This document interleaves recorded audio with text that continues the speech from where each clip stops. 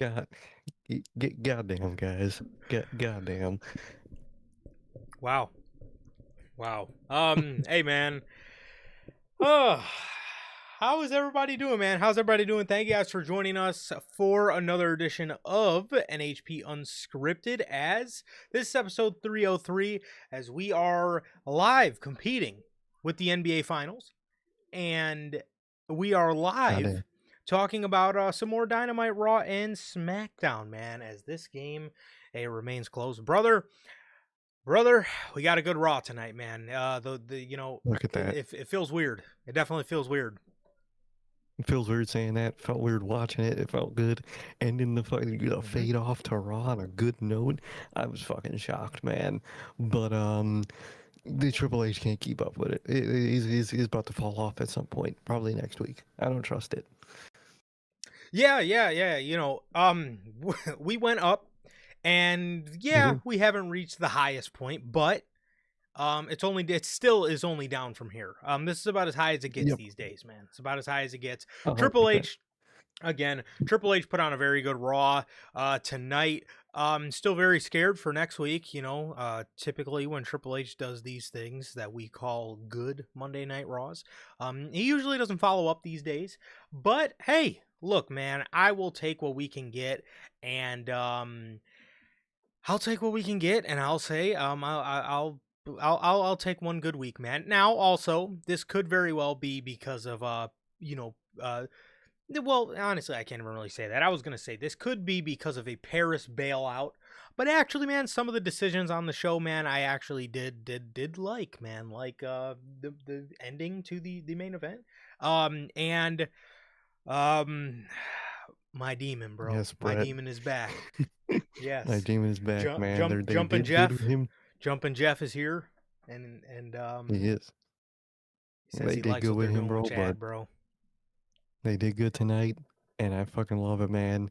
And I know they're gonna fuck it all up in a few Yeah. weeks, man. Yep. But I got this night, man. I got hope, man. IC champ, he at the very least IC champ at SummerSlam. A man like me, he's beating Cody. I don't know how I'm gonna make it happen. I'd make it happen. Man like me, he's beating Cody. Wow. But I know they don't Whoa. got the balls for that. Yeah, I was gonna say, you definitely, you definitely have two more fucking balls than Triple H does, because he definitely he he definitely wouldn't be going that route. But honestly, again, you could call me a mark, you could tell me to cry harder, Mark, or whatever they say these days. But honestly, bro, I said the shit on Friday. I'd do the same fucking thing if I was Triple H. Yeah. I'd fucking have him going slime out Cody.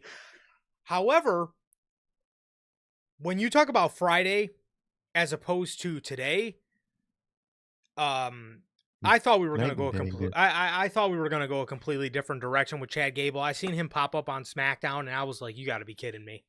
I was like, you have got to be fucking kidding me. And then he popped up on Raw tonight, and I was like, oh shit, okay, so are they keeping him on Raw? From the way it looks to me, it looks like he's gonna have more of a home on Raw, and I'm basing my judgment off of just how much he was featured. He was featured more. He had about 3 segments on tonight. SmackDown, he had about 2. So, and the stuff on SmackDown looked a little bit more. I guess like he was, or sorry, the stuff on Raw.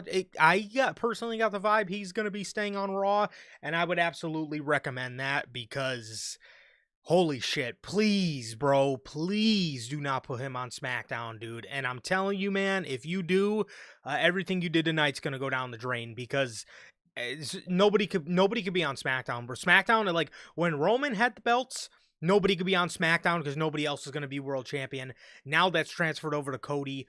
SmackDown has just been the show where if you want to be a world champion, you can't be on that show. You just can't.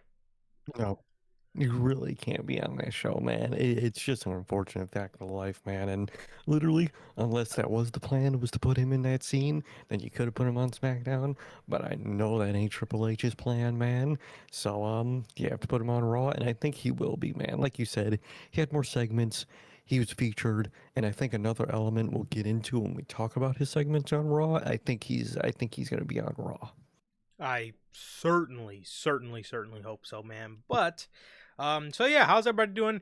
Thank you guys for joining us for another edition of NHP Unscripted. This episode 303 of Unscripted. If this is your first time watching us and you guys do not know the show works, every Monday after Raw, we're on here with Unscripted, and every Friday, temporarily at 12 p.m. Central, we are on here with the news. Speaking of which, if you guys did miss this past Friday's edition of the news, that is available for you guys on all platforms. That is Spotify, Apple Podcasts, and if you want to see it first, join us right here live every Friday at temporarily 12 p.m. Central for the news, man. And with that being said, if you guys have not got a chance to get your hands on some of the official NHP merchandise, you guys can now find this live on the merch shop. That is bonfire.com. Links at the top of the description of this very video. And, links at the top of the description of this very video, man, where you can find the slept on since 2020 design, as well as all the other OG designs live on there as we speak, man. Again, that is bonfire.com. Links at the top of the description of this video, man. Also, if this is your first time watching and you do not know who we are here at NHP, I am Johnny, one half of the host of this show. And as for the other half, we got my man Sir K here. Sir K, go ahead and let the people know what it is you are smiling about today. You know, man, I'm sitting here smiling, trying to take in as much as the goodwill of Raw, Gable, and then the King of the Ring all before it comes crashing down next week, probably. So I'm here enjoying the good Raw we have in the limited time I am allowed to, man, because Triple H, man, he always takes that happiness away, man, whether it's a pay-per-view, whether it's Raw decisions, either way. The clock's ticking, man. So I'm gonna enjoy the Raw we got tonight, man, because I did enjoy it, man. I'm enjoying, a lot of things, man. Just been chilling out. Good day, good week, man, so far, and good episode of Raw, man. So I'm just chilling. Like Durante always asks, how's life? How's the family? Life's good. Family's good. How is everybody doing in the live chat? How's everyone doing watching the replay? What about you, bro? How are you doing? I'm doing very good, man. I'm doing very good. Honestly, just chilling, bro. Just chilling, man. Keeping up here with game 3 of the NBA Finals, and we are in the second quarter. Knicks ain't going away, bro. Knicks are not going away. Spurs are up 4, but the Knicks, they're playing impeccable basketball right now. I got the score pinned up on my phone right here while we go through Unscripted. But yes, well now now the Spurs are up too. But now the Spurs are up too. So again, New York's playing impeccable basketball right now. They're in a hell of an atmosphere in the Garden, and it seems dope, bro. So I'm excited to see how this game develops, man. I refuse. Everybody's pulling out the brooms for San Antonio, bro. I fucking refuse, dude. There's absolutely, This man's got hope. There's no, and I really, look. I'm really fine with either team winning. I just can't. If there's no way. There's no way the Spurs get swept off of this fucking floor, bro. There's no way. But oh my god, bro, this fucking guy Danhausen is at the show, dude. Why does he have to show up at everything I like, dude? Like you do a good deed and go over to SmackDown so I don't have to see your fucking face anymore. And now this guy's showing up. Now this guy's showing up in the world's most famous arena, bro. What is this? Exactly, dude. He is in the Garden, man. He might. You think? Is it the Dan Garden or the MSG Hausen? What was the name of it here, man? That's a collection of two of the worst absolute names for an arena I've ever heard in my life, bro. Why would you even propose that to me, bro? I think I'm fucking with them. I think I'm fucking with Dan Garden and MSG Hausen. Oh, bro. I think I like Dan Garden even better, man. That one hits very. That's terrible. What's the world's most famous arena? Very famous, very evil. Could that be the arena name? I could go on forever, man. Should I? Why are you coming up with this, bro? Why are you coming up with stuff like this, bro? Oh MSG my god, see? bro. That's it's terrible. a fan favorite already, dude. No, you got to put it on a shirt and you commission. It's not a fan favorite. I seen they made a shirt like Brunsonhausen or something, and it's fucking Danhausen doing the Jalen Brunson fucking 3-finger pose, bro. That is terrible, man. Get that fucking merch off the shop, dude. Dude, give me my Brunson egg and cheese fucking shirt, bro. What is that? Jeff says he never thought he'd see the Knicks win. What a time to be alive. I'm gonna be 100% honest with you, man. I never fucking thought we'd see it either, and which is crazy enough because like you could look back a couple years ago when they signed Jalen Brunson, and everybody was clowning on it, bro. Everybody was clowning on it. Everybody was like, "Why are they treating this guy like he's a superstar level player?" And he blossomed into a superstar level player, bro. So it's so dope to see. Love to see players develop in the league, man. It's really such a dope thing to see. And again, this is why I always say, you know, there's no wrong winner here, because on one hand, you have the Spurs, which is a bunch of young guys. Three of their best three players are on rookie deals, bro. Like they still have, you know, at least they still have a year for Wemby, and I think at least 2 or 3 years for Harper and Castle before they really have to pay these guys. And they're a young team. These guys are 22, 23 years old, whatever it is. They're such a young team. They will be back. And then you got the Knicks, bro, which is how cool is that, dude? I like literally ever since I was a kid, man, the Knicks have been they fucking suck. Second round exit at the very best, and that was in the Melo era. You know what I mean? They were nothing but a bunch of pretenders every year, man. And to see what they've blossomed into now, a finals team, a team that's up 2-0, man, that's pretty sick. That's pretty sick. So honestly, to me, both teams are playing really good basketball, and I don't really think there's a bad winner here. Although I would be a little bit shocked to see the Spurs get swept off the floor. If that is the case, there still is no bad winner. And yeah, but it's crazy, dude. It's crazy. Just a couple years ago, shit did not really look like this for the Knicks. Again, they were a good team, but you know, everybody knew they weren't making any real noise. There was other teams in the East that were, you know, just emerged better. You know what I mean? So like adding Brunson was huge for them, dude. And then like Jeff says, adding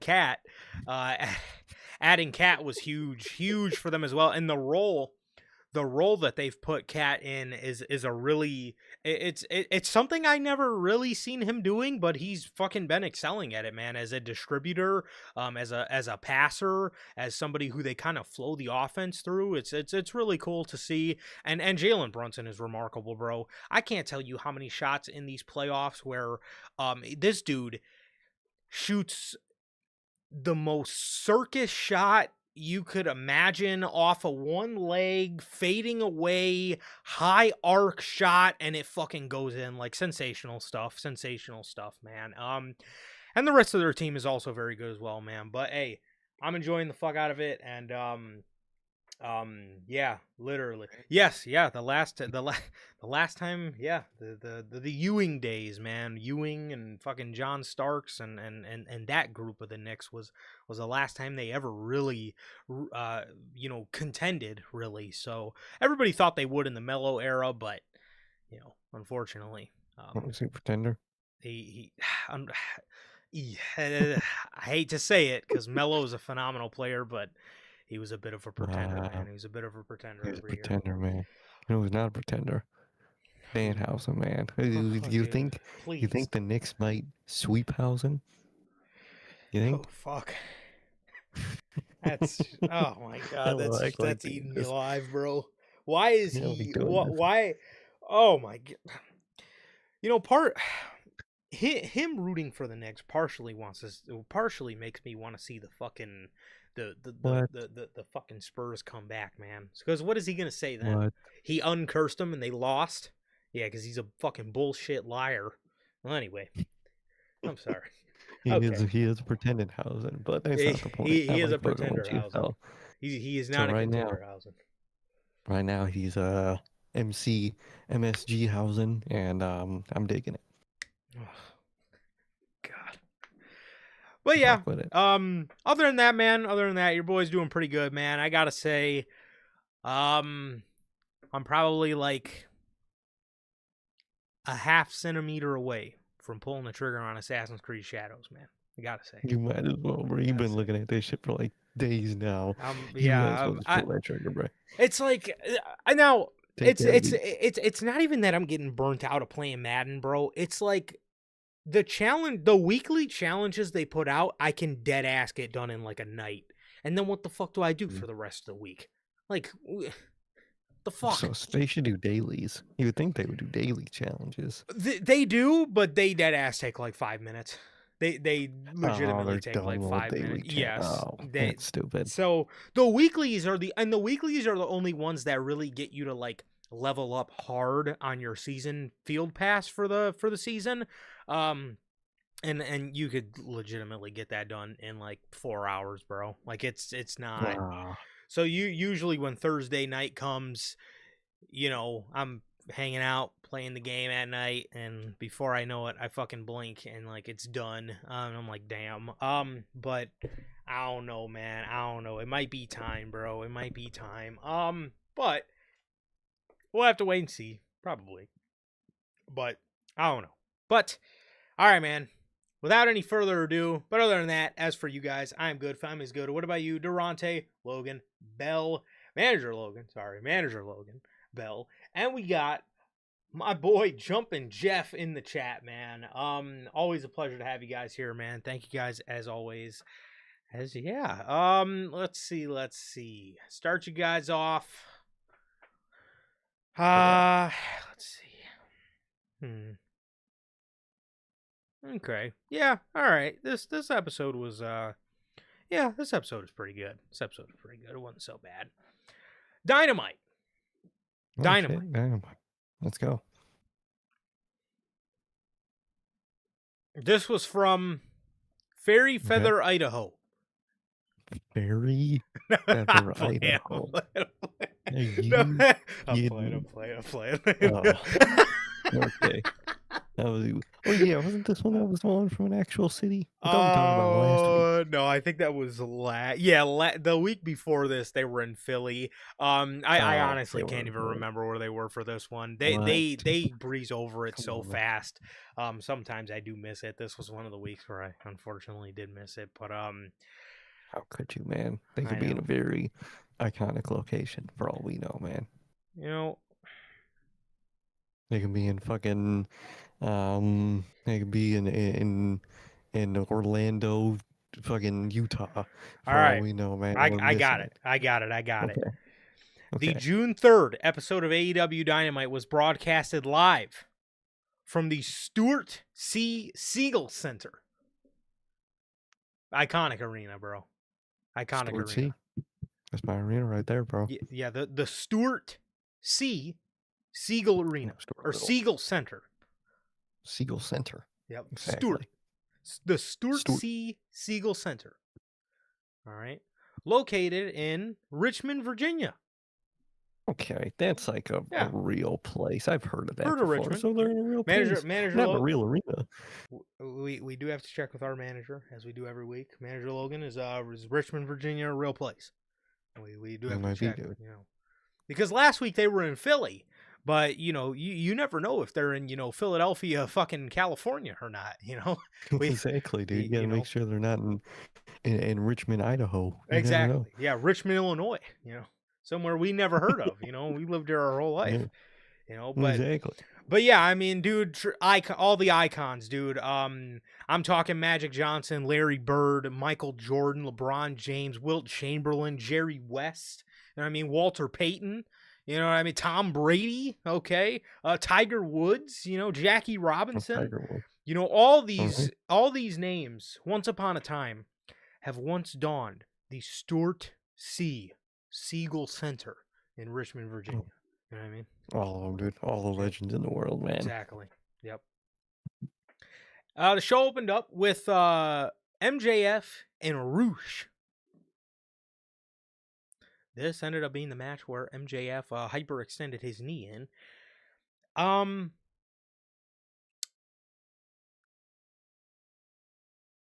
Roosh ended up losing this match by way of pass out. He was in a crippler crossface by MJF, and he ended up giving MJF the middle finger and then passing out right afterwards.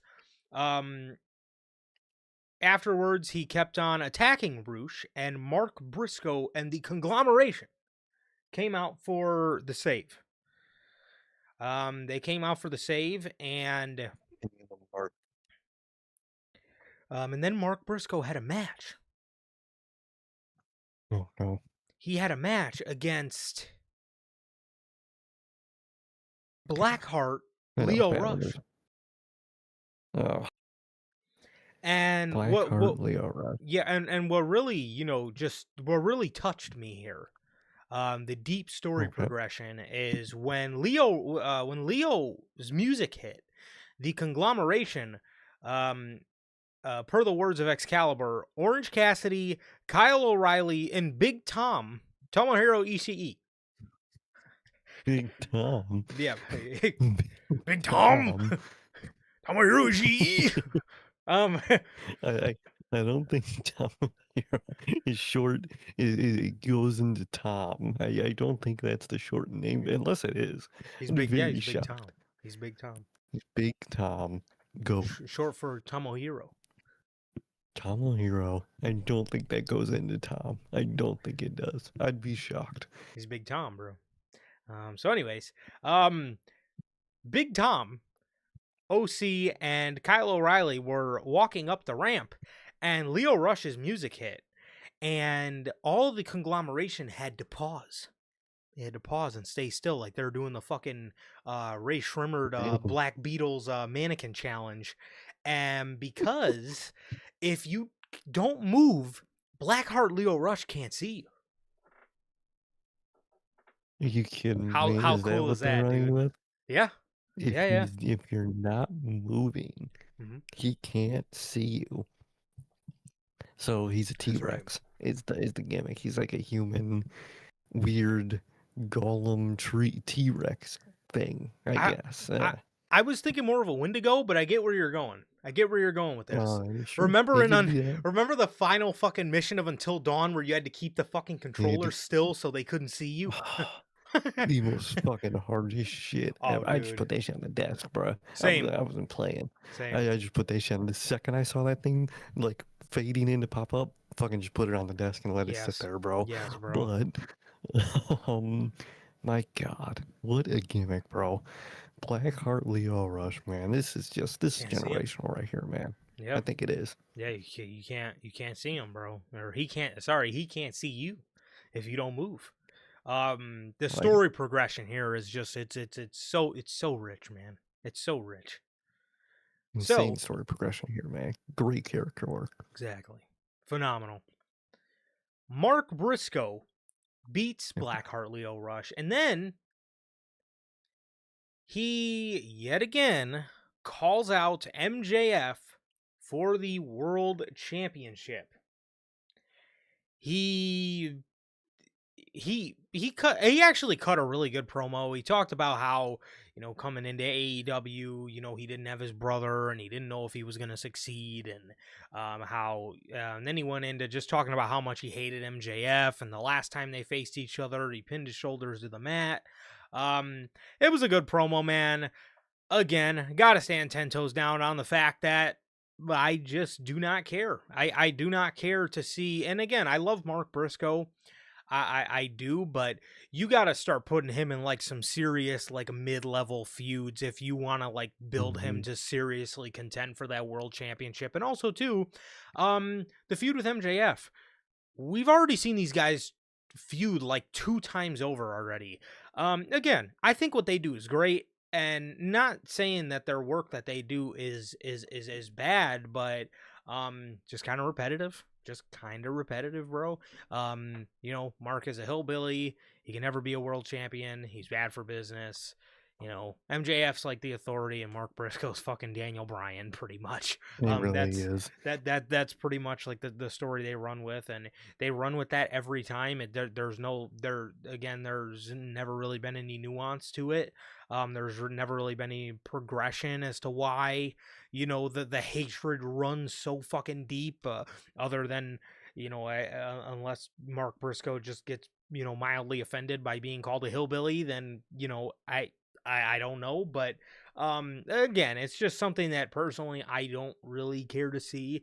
And it's again, it's just something that that again I gotta stand 10 toes down on it, and I like again if this is what you were gonna if this is what we're putting the world championship on MJF for, if these were the kind of ideas that you had in place, man, should have just fucking had Darby drop the title to somebody else if you wanted him to drop it so bad. 100%, man. That's where I sit too, man. I really like Mark Briscoe. I really do. He's good in the ring. He is good on the mic, man. I like who he is, and what he talks about and shit. It's really good, man. It's just you can't believe him because AEW booked him so horribly. He is a super jobber to them, man. So you really have to do a lot of work to get him to a point where you could believe him in that world title scene, and they just didn't put in the work, man. And the stuff on MJF is just very repetitive. They did it before. If you want to put Mark Briscoe against an antagonizing heel, it's got to be something different at this point than MJF because you already done it. And you could do more about, maybe he's facing dangerous swerve or something like that. You could do a lot, bro. You could do a lot to build him up, man. And just another one-off loss to MJF really is not the moves, man. It really doesn't do anything for anybody. It doesn't do anything for MJF's third reign, a second reign in a row. Um, it was like one of those things where MJF just won the title back, man, and for keeping it for a good minute, for a good time period, loses it, wins it right back, man. You have to like really keep it fresh when you do something like that with a character like MJF or with anybody. They win the title back that closely after having it before. You gotta have something fresh lined up, and just this isn't fresh, man. And the fact that now he's seemingly injured, man, it's all the signs pointed to you to not put the title back on him that fast for realistically seemingly no reason, man. So either way, they'll probably end up doing this match. I'm sure they will, and we're gonna know the outcome, man. So like, what is the purpose at the end of the day? Exactly. Exactly, bro. Next up, speaking of what's the purpose? We have a Tekla promo. Hell yeah, dude. Tekla is declaring death to Stardom. Bro, in the middle of her talking, Excalibur did one of his fucking classic lines where he starts a sentence and then just completely abandons the sentence, bro. She gets to the barricade and she says, and she says, she declares death to Stardom. And fucking Excalibur just goes, and in the middle of her talking, which, like, dude, she's cutting a fucking promo. Why? Why are you opening your mouth? He's like, well, Stardom, of course.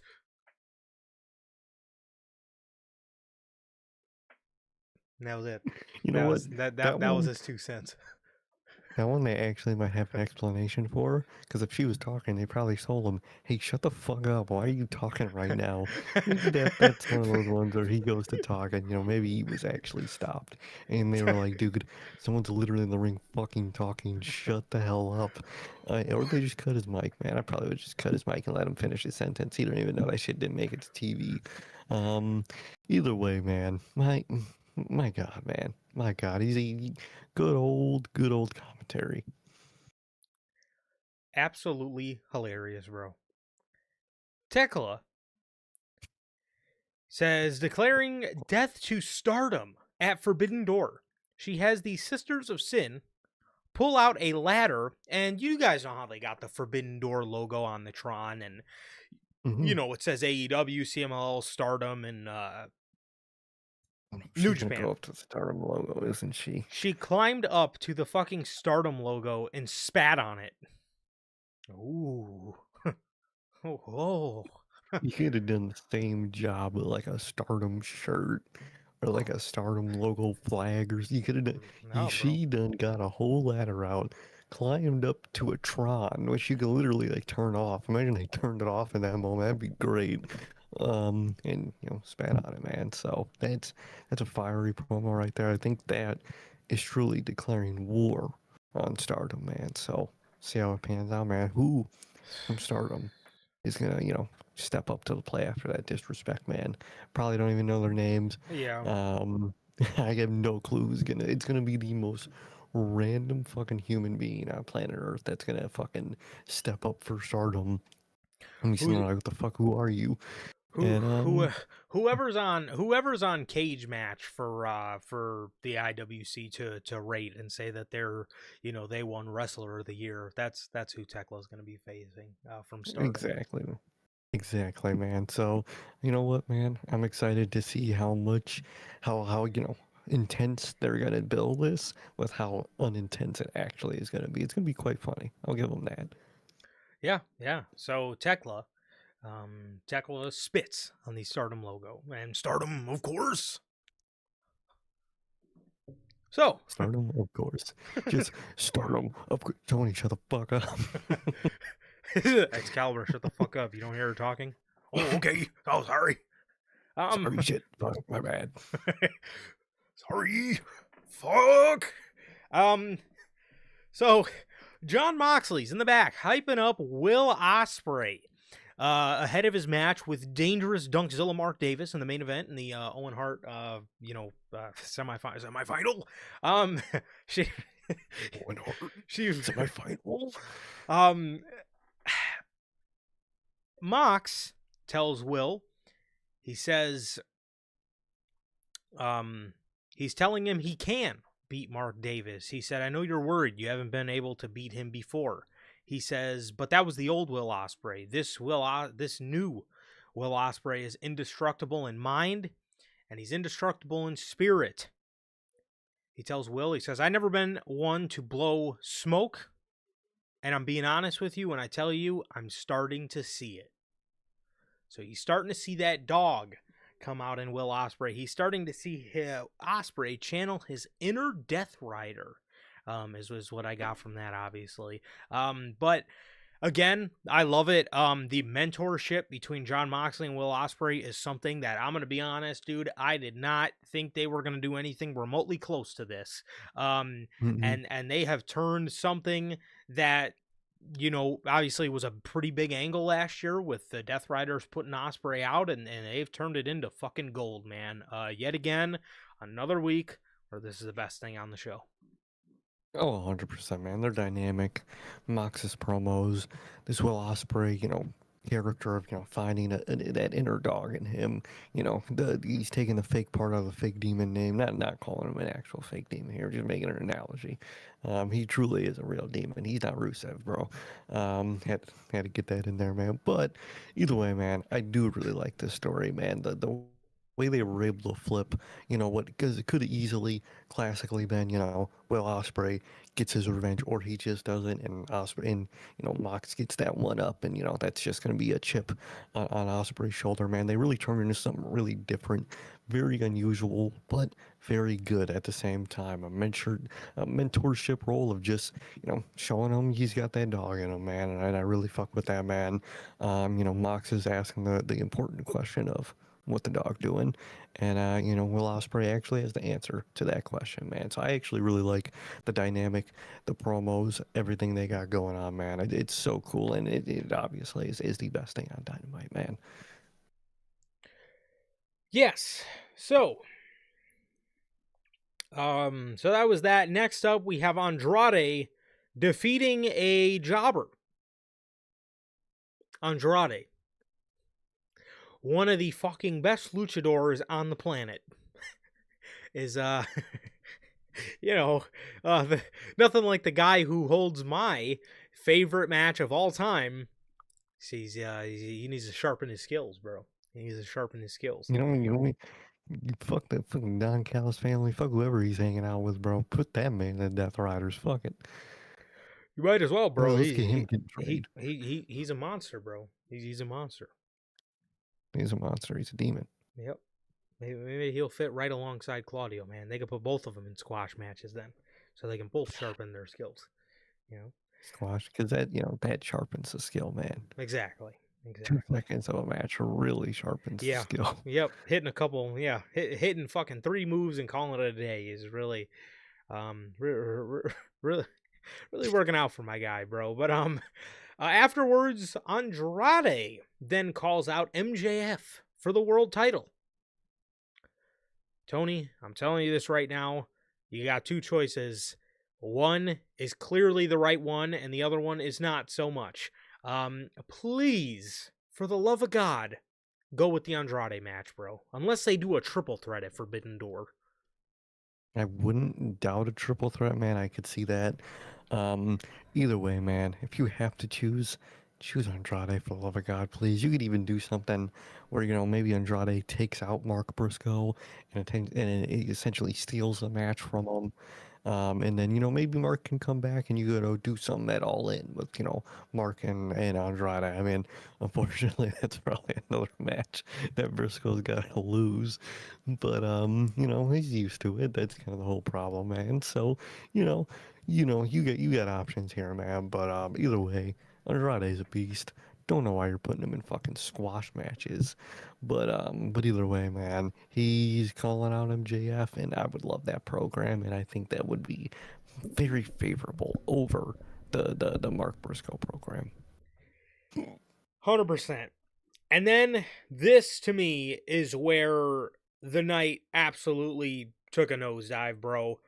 Don Callis comes out with Jake Doyle. And instead of, congratulating Andrade on the victory, he says he has an announcement. And then he proceeds to introduce the newest member of the Don Callis family, the Jet, Kevin Knight. As Andrade looks on upset. Well, first things first, let's get the positives out of the way first. Hopefully, what this means is we are starting the wheels of getting Andrade out of the group, which anybody out of the Don Callis family I think is a plus. Any good member. The unfortunate part is now we have to fucking wait for the day when Kevin Knight gets out of the Don Callis family. Bro, how fucking lazy. You turn Kevin Knight heel in what was, I thought, a pretty cool move. I thought it actually was a pretty ballsy move, to be honest. I didn't see Tony Khan turn him heel for a little bit longer.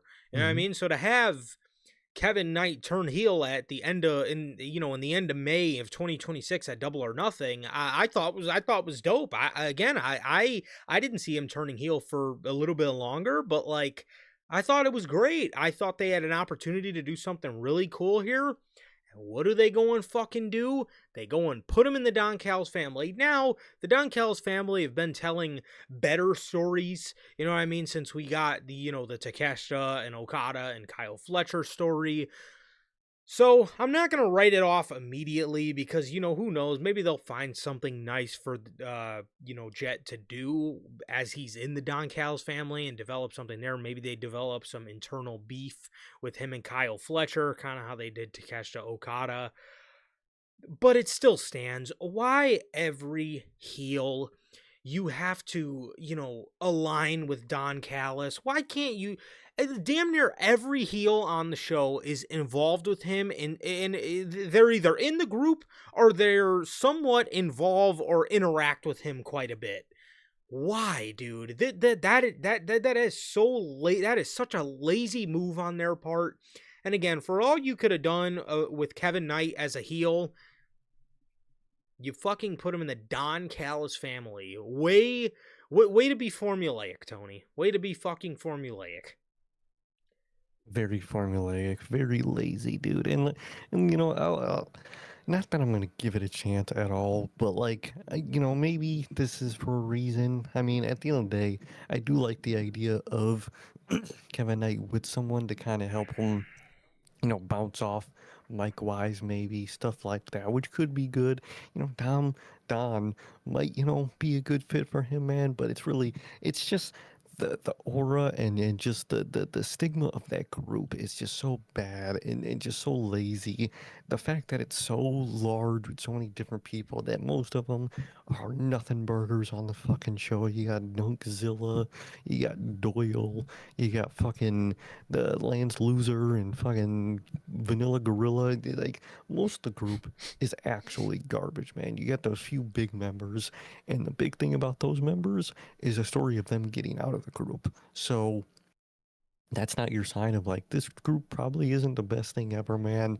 If Yeah. you know, maybe if it was Don solo with one or two people for a while, and then now he's got Kevin Knight, I probably wouldn't even be that mad, bro. It's really the Don Callis family, and now the fact that he's gonna be on commentary for all his matches now, and his commentary has gotten really extremely repetitive and annoying, man.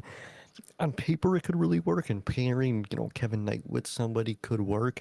Yeah, it's just so much better options, man. You had Swerve maybe building a group, or just having being him have him with Swerve. You got the Hurt Syndicate, you got other heel entities if you really wanted to help him get that push to bounce off someone with, man. You had so many better options when Don Callis. That's a very lazy option, an extremely disappointing option. And if I was Tony Khan, I would say the backlash that this decision got, because I will say AEW fans actually didn't like this decision. I was shocked with how much they disliked this decision, man. If I were you, I would capitalize that and maybe have like Swerve, kind of disappointed in him for going with Don Callis, and maybe you could, get the wheels turned on something like that pretty quickly, man. You got ways, you go about it and make it better, man. But very lazy, very repetitive, very easy of a thing for Tony Khan to do, and it was a decision I'm very unhappy about.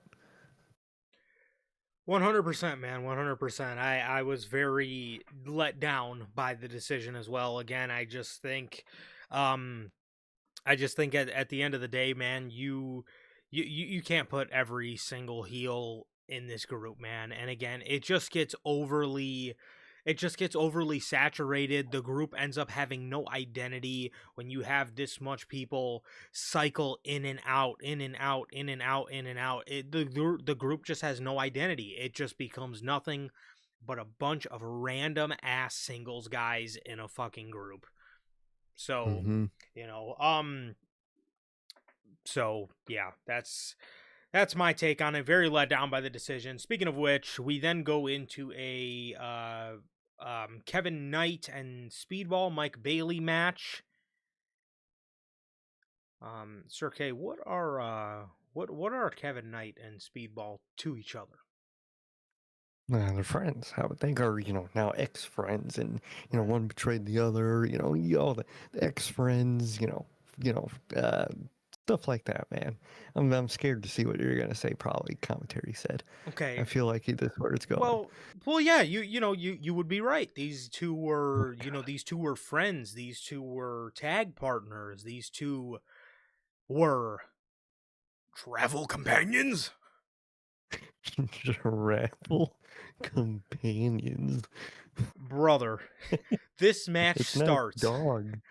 This fucking match starts, bro. And Excalibur goes, and this is all coming to a head. We finally get to see these two travel companions go one on one. What are Dude, they? it's What are they? Fucking two over the road truckers? What? What do you mean they're travel? What do they? Do they both have the fucking United Airlines flight pass together? Are they both members? What do you mean travel tra- companions? are they in their van life? Is there a dude in his van life with his dog? What do you mean travel companion? It's what you call a dog. Is your Dude, companion? eh, What? instead of calling them friends, ex tag partners, brothers, fucking anything, travel Anything. companions is what we went with. Lovely. Travel companions, man. I love that, man. They were some deep travel companions, man.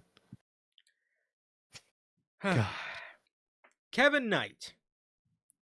After he defeats Mike Bailey, he calls out MJF for the world title. Jeez, got another one. Got Another one another coming one, out of man. MJF, man. At this point, I don't even know what the fuck they're gonna do. You got 3 guys on the table. You got Andrade. I think he's your best option.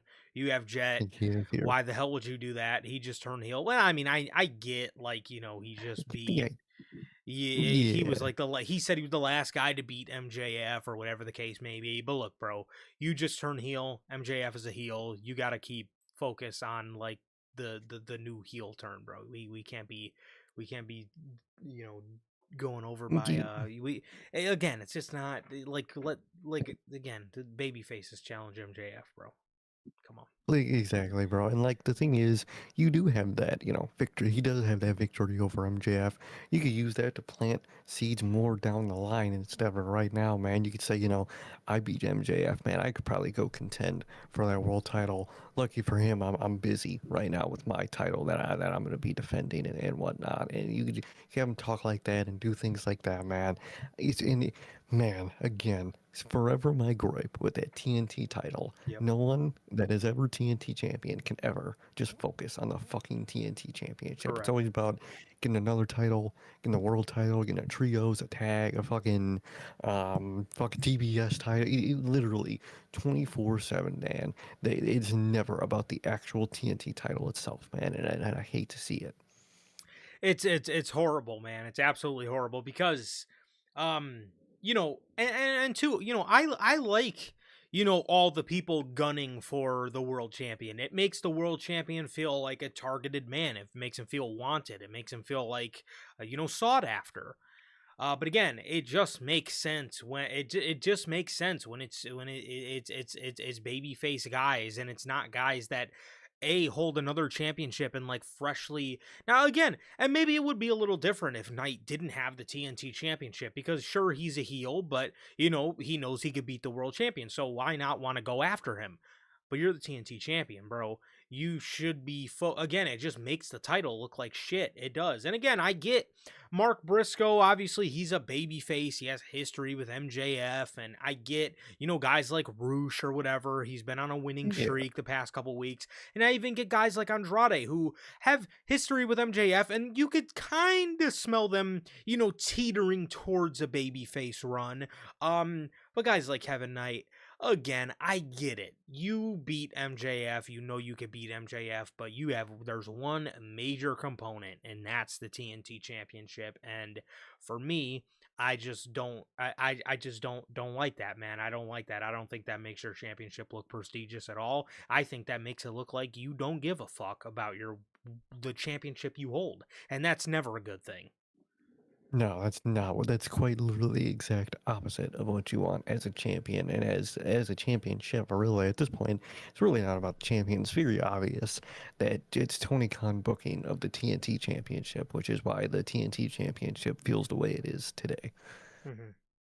So, the dogs are in the back playing with kazoos to get under the skin of Edge and Christian. The Young Bucks interrupt them. Nick Jackson says, "Who let the dogs out? Who? Wow. Wow, man. He then man. asked the question I think we've all been asking for months. Nick Jackson, he says, but I have to ask, the question begs, what the dog doing? Fucking cinema, dude. This is real cinema right here, man. He said the line on actual television, dude. What the dog doing? He done asked it to the dogs. Holy shit, Don't to the mind you, dogs, man. bro. Dude, he This, finally did. My wow. brain exploded. I couldn't believe it. I couldn't fucking believe it, man. This kind of reminded me of when the Bloodline gave Sami Zayn the shirt, bro. That's what this reminded me of. This gave me the same chills that sitting in that chair watching fucking Bruce Wayne turn on the Batmobile in the Batman Yes. and hearing that thing rev up, same level of chills, bro. When he said that shit. Insane cinema right there, bro. That shit. The fucking dog doing? What the dog doing? What is the We dog? let the dogs What is the dog doing, bro? out. Matt, That shit popped me. bro, world title run is imminent, bro. You know, It's imminent, bro. I feel like, you know, since he adopted this catchphrase, bro, before he retires, we got to give our boy Nick one world title reign, bro. We got You to. got to. What You the gotta dog doing? make the greatest singles wrestler that never was finally get his was and Yeah. get that title. Yes, we need to make it a thing. So, and now that he adopted the phrase "what the dog doing" on television, maybe we could get there, man. So, Maybe we Matt can. Jackson. I'm not gonna lie, bro. Nick was hilarious. Matt Jackson was frying the fuck out of me on this promo, bro. He says he tells the dogs that he can't see the new tag team champions being Bullet Club's worst leader ever in Timu Hangman Adam Page. Dude, You have to God, fry him like that, bro. You have to go at him like that, man. I mean, bro. Oh man, fuck. Nick had me slumped, bro. And then Matt Jackson just made me pop my head right back up because I was like, wait, damn, why he got to do him like that, bro? What the dog doing? He's the worst fucking Bullet Club leader, man, and Timo Hangman Page, brutal, actually. Man, I don't know who's booking New Japan, bro. I actually really fuck with David Finlay. I actually really Oh, like him. what was New Japan doing, bruh? Like, he's actually good. What the What dog? did you? What were y'all doing? What the War Dogs doing? What the four dogs doing, bro? Like, what were they doing, Man, man? Now they got fucking Discount Will Ospreay over there doing stuff, man. It's like, what's his come on, name? man. Callum Newman. Callum, Callum yeah, Newman. I was about to What say about Callum Williams. what about Fuck, Honori and Francesca Akira? Francesca Akira, man. I'm okay on those names personally. Come on, man.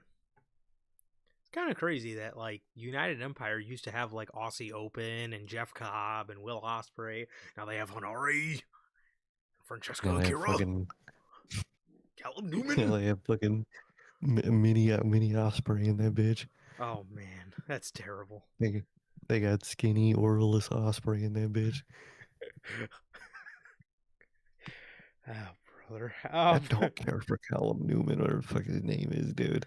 Oh Um, man, I feel no. At least I haven't seen a lot of him. Okay, I'll say that. But man, every time I do see him, I feel quite literally nothing. I'm like, man, this is just a guy that just kind of looks like Will Ospreay, and that's it.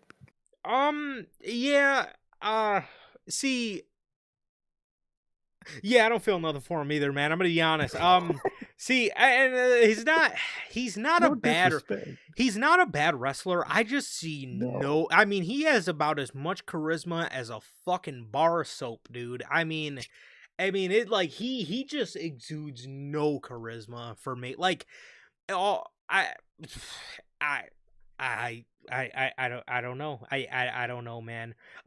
It's also very strange looking at him to me because so when I was a kid, one of my younger cousins, one of his friends literally looks identical to Callum Newman. And Callum Newman, I Uh, haven't seen the kid. The last time I seen him was when I was a kid, so maybe like fucking 15 years ago. He literally looks like a grown version of him, and I fucking hated that kid. He was just an annoying little fucking asshole.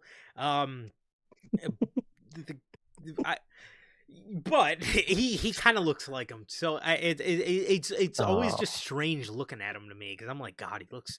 I can't even remember the fucking kid's name, but I just remember he was a little prick, and he used to always piss me off when I was a kid. But anyways, that's a different story for a different day. But yeah, he exudes no charisma to me, man. I mean, in the ring, he's fine, but like there's just he's no nothing. charisma. Again, he.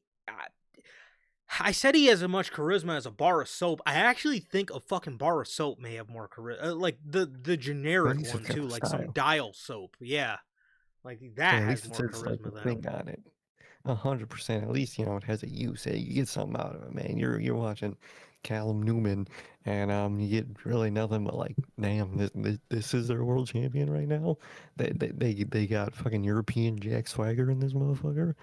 Crazy to me, man. Crazy to me. Like Jumpin' Jeff says, bro, Lance Storm level charisma. Hell, he had more charisma than Will Ospreay's little cousin. Whatever. Yeah. Again, not a bad wrestler, but yeah, fucking charisma of a bar of soap, dog. Yeah, I respect Yeah, his more 100%. charismatic. Yes, it is, bro. It is. It really, really is, man. So yeah, that was that. That was that. So I'm assuming we're going to be inching towards a Dogs versus Young Bucks match. Probably, while Edge and Christian are out selling the attack with the retractable cameras. So, MJF is in the back. He denies Mark Briscoe again for the World Championship while he was sitting in an ice bath. They asked him about it, and he said no again. So we then have the wild card versus Alex Windsor. And the wild card ended up being none other than a returning Mercedes Monet. Well, Mercedes is back. Mm-hmm. I'm very glad. I'm very glad to see her back, man. I'm very glad to see her back. She, I think a lot of the fan base got upset with her. She was definitely doing a lot of winning, to my knowledge. She went away and dropped all the belts, and now she's back. So, no, Mercedes is great. I hope this run they can actually maybe find a nice groove with her, and actually integrate her in that women's division where she is able to thrive in there without getting the Mercedes Hogan slapped on top of her. But I just hope this one goes good the second time, and we do have a world champion that I don't particularly care for right now, man. So if Mercedes is gonna What? come and snag up that world championship, now may be as good a time as ever. Although before Mercedes obviously was announced, I actually had Alex Windsor winning this whole tournament. Now, I know some of you may I did. laugh because Alex Windsor is largely a loser and a brawling bird, but I really Rolling thought bird. yeah, I really thought they were going to end up doing the double championship with her and Osprey at All In. That was the only reason I thought that. But now that Mercedes is back, I could very well see Mercedes winning this whole thing for a second year in a row. I was gonna say I really do see Mercedes winning it now, man. I think that is overall the plan, man. I saw Alex Windsor before too, man, but now Mercedes is back. They're gonna do the whole redemption thing, and I think she might get it, man. I think she overall might get that title in that, Owen Cup win. I think that is the plan overall. Great to see her back. She looked good, and hopefully it does go better than last time. I didn't love her run last time. I think they did kind of overdid it, and like you said, man, as long as they find that nice balance in between, I think it'll overall work out. Yes. And in the main event, to the shock of absolutely nobody, Will Ospreay defeated dangerous Dunkzilla Mark Davis in the semifinals of the Owen Hart Cup to advance, and he will face the winner of next week's Swerve Strickland versus Brody King match. Oh man, ooh, that one's a difficult one to predict, man. Yeah, who's gonna go to who's gonna go to the finals, man? Is it gonna be Big Bad Brody King? Is he finally gonna realize his dream, or will he have to keep dreaming? I think the second. I I think the most he might do is turn over his pillow to the cold side and keep dreaming because I don't think there's a chance that he fucking even makes it to the semifinals, man, or the finals. This is the semifinal, but either way, man, I think Swerve is gonna beat him in that match. And I think we obviously get Osprey and Swerve where Osprey does win. Yeah. Absolutely, man. And that was your episode of AEW Dynamite here today. Or not today, for your June. That was your June 3rd edition of AEW Dynamite, rather, from the Stuart C. Siegel Center in Richmond, Virginia. So Go to area. there, yeah, goated arena, bro. All the Go to goats have played arena in that right there. arena. Yes, I was gonna say real city, fake arena. exactly. There you go. With that, moving over to WWE. Well, actually, again, Dynamite this past week. Dynamite this past week. Again, I thought it was a good episode. Honestly, bro. Again, find myself entertained. A lot of good matches on the show, as obvious as normal. The only really big thing, honestly, that pissed me off, other than Tony Khan giving Tekla a mic again, for the however many time in her career. You have put Kevin Knight in the Don Callis family, man. That was the only real head scratching. Actually, no, I lied. Mark Briscoe going for the AEW World Championship. Please just stop it. I don't. Again, nothing against Mark, but dude, They made it unbelievable. yes, you're gonna have to build Mark Briscoe up damn near from fucking scratch again if you want him to seriously contend for a world title, man.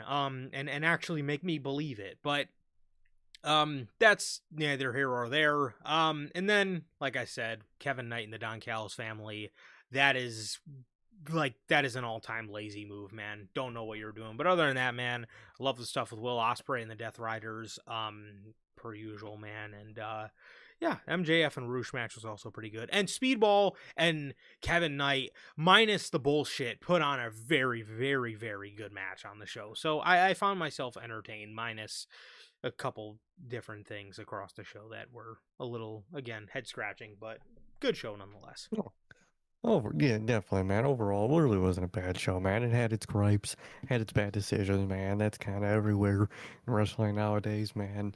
I don't like the Kevin Knight decision. There's ways they could fix it, ways they can make it good. Don't know how likely those are, at least in this time being. So hopefully everything works out with that, man. They put Andrade in a squash match. Mark Briscoe is still looking for the world title for some reason, man. They got its gripes. It's got its gripes, but it's Dynamite, so it's got its good matches, and it's got its main eventers telling overall great stories, man. Will Ospreay, Death Riders, all great stuff. The way I feel like it's gonna tie into Kenny upcoming into Redemption, man, and they got a real good scene. They're building up for All In, man. So I am excited, and Dynamite, it did its job where it needed to. Failed some, but did its job where it needed to in other Absolutely. places. Absolutely. So, with that, we do have a word from our sponsor here at NHP. We got a word from none other than W Energy.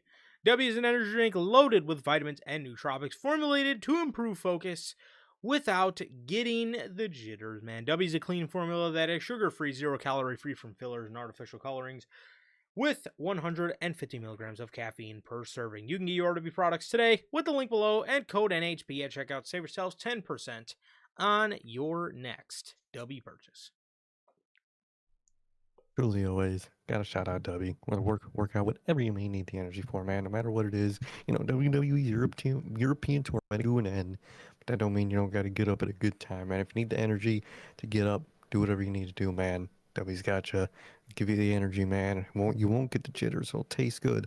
All at the same time, truly always gotta shout out W. Yes, sir. Yes, sir. Thank you, as always, to the great people over at W, the official sponsor of what we do here at NHP. We do. Jeff says the Spurs are fighting back. Doing, Yes, man. but the Yeah. Knicks are not going away. That's the problem. Man, It's like a fucking flooding basement, man. You keep getting the buckets out, water just keeps coming, bro. if you will indulge me, I am looking at the score, but let's look at the box score here. All right. Let's hear it. Devin Vassell's got 11. Julian Champagne's got 9. He's 2 for 5 from 3. Victor Wembanyama's got 20. He shot 2 for 3 from 3. De'Aaron Fox has 6. And he's 0 for 2 from 3. Another bad shooting game for Fox. And Stephon Castle has 18. 1 for 3 from 3-point range. Let's see. Dylan Harper's got 9. How about the How about them Knicks? Okay, OG Anunoby is balling out. OG's got 21. Josh Hart, the heart of the garden, has 16 points. Karl Anthony Towns has 9. He's got 9. Shot no 3-pointers. Mikal Bridges. Oh, Wow. my Mikal boy. Bridges has 0. He's got nothing. Oh, damn. He's got 2 boards. That's it. That's all he's done. He's run up and down the court all night, and he's got 2 boards and 1 assist. Okay. Oh, Jalen Brunson Egg and Cheese has 20. He's got 20 on the night.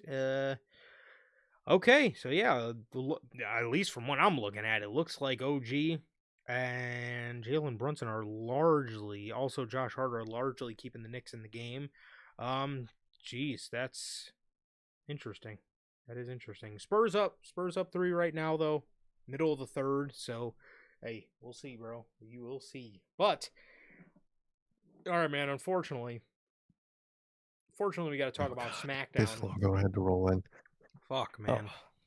The show opened up, man. Gunther is angry. I would be too if I was on SmackDown, but I don't know if that's exactly I why would he's be angry. fucking furious if I was on SmackDown. I would be fucking furious if they tried You know to. what? As soon as I'm Gunther, if I'm looking at my fucking flight book, if I'm looking at my on my flights app, and I fucking see they're sending me travel for Friday, then you got me fucked up. All right, I'm not doing it. I'm not going. We were kind of like, man, they shouldn't run the thing where, he gets pissed at Paul Heyman for, getting him on SmackDown. But you know what? The more I think about it, he should be pissed at Paul Heyman for I'll getting beat him the on fuck out of SmackDown. him. And he should go for Brock. Yeah, Exactly. I'll even go for wear his Brock at ass that out.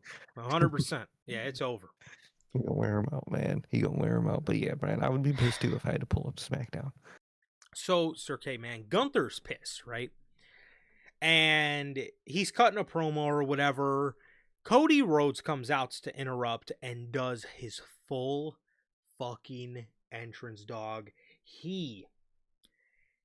He's doing the whoa. He's dead ass standing up on the barricade, celebrating with the fans. He's in the ring. He did 2 woes, one standing on the turnbuckle. He did another one in the ring. He's doing the full and Gunther's just made to stand there. Get this Ultimate Warrior schmuck out of here, bro. Like, say what you want about, at least, you compare that to what they did on SmackDown, what they did today on Raw, dude, with the whole, Jay and LA Knight stuff. Why is, bro, especially Gunther of all people, just sitting there watching this fucking dude's entrance, the thing he should probably hate the most, you know what I mean? Like, you have Gunther sitting there watching this overly done ass, over dramatic entrance, bro. What is that, bro? What is that? That is horrible. Hitting the fucking whoa. I fucking can't deal with Cody, bro. Someone, man, God, I can't stand him, man. I really can't. We're just gonna get more and more of them, dude. They're gonna do the Randy. They're gonna do the Punk. He's gonna fucking bury somebody, Finn, at some point. Man, I can't deal with this guy. Horrible. So, Cody, he says, if you want the rematch, Gunther, we can do it right now in Bologna, Italy. Wow, what a man of the people. He proposes, he proposes they could do the rematch right now. Sami Zayn then comes out. Jeez, I didn't think this is getting any worse. Sami Zayn says they both did him wrong. Sami gets in the ring. Cody tries, being dismissive towards him, but then Sami Zayn tells Cody, you're looking at Gunther, but you don't even know the biggest threat to your world title could be looking you right in the face. So Cody says, oh, really? And he gets in Sami's face, and then Gunther attacks Cody Rhodes. This time, Sami breaks it up. Gunther throws Sami out, and then Cody's able to get the one up on Gunther, and then he goes to shake up with Sami, but then Sami walks away. Blah, blah, blah, blah, blah. How many times have we seen, Cody Rhodes get the cheap victory, and then the heel comes out angry, and then Cody tries playing good guy. Like, this is just so fucking formulaic, bro. Um, Absolutely fucking terrible. Again, I thought the writing room was supposed to be I thought the writing room was Fresh? supposed to be fresh. Actually, speaking of fresh, bro, did you hear that news about Road Dogg?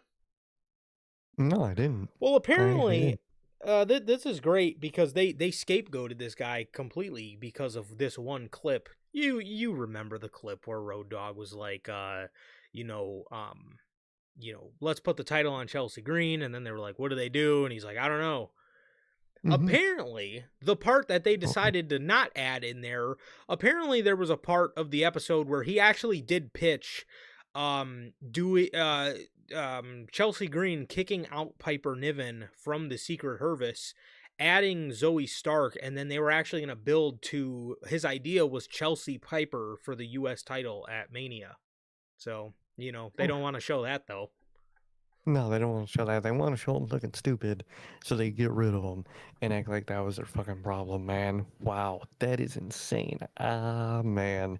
It makes more and more sense, especially with that show. It's quite literally just Triple H propaganda, man, and that's his boy too. Yeah, His boy's a fucking scapegoat for himself, man. What a bald coward, it's bro. faker than He you think. really is, man. He's faker than you think, man. Maven was right. He's a bald coward. Yeah. And you hate to see it, man. Man, that segment, that opener of SmackDown, that segment, I'm sick of it, dude. I'm sick of the whole Cody Rhodes circle jerk of fucking I'm a good guy, but I kind of low key cheat, but I'm still a good guy, and I'm an honorable man, and I'll fight you, and I'll fight you, and I'm gonna defend the championship wherever the fans want me to, and blah blah blah. It is the most sickening shit at this point, man. I am Mhm. sickened by Cody Rhodes at this point. This man does nothing but put hate in my soul anytime he is on my television, man. I can't deal with him. I don't want him as a champion. I don't want him on my show. I need a break from this motherfucker. And the fact that one of his mentalities he talked about in the last post show is he doesn't be one of the guys that takes breaks, and all that shit. Go away. Fucking hell. That is the most egotistical, overly, believe your own hype way too much type shit, dude. The best of the best. AJ Styles himself always reference it. Say you could only stay at the top for so long at one time before they get fucking sick of you and you get stale. Bro is so stale. He is literally fucking the most stale cracker in the goddamn world, man. This dude is staler than drywall. It's horrible, man. I'm sick of Cody. They're doing the Gunther Sammy match. Fucking Cody's gonna win. Who fucking cares, dude? And then Randy might come back, or someone else is gonna come in, and they're gonna lose, and Cody's gonna win, and SmackDown is literally shackled by Cody Rhodes, man. He needs to go. Absolutely. Absolutely, bro. So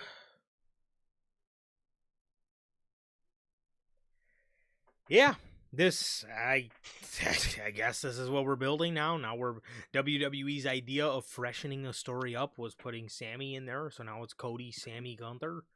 I hardly cared about Cody Gunther. What the fuck makes you think adding Sammy of all people? And I love It's Sammy, but what the just hell to did you? lose. Yeah, what did the hell did you think Sammy was gonna do here?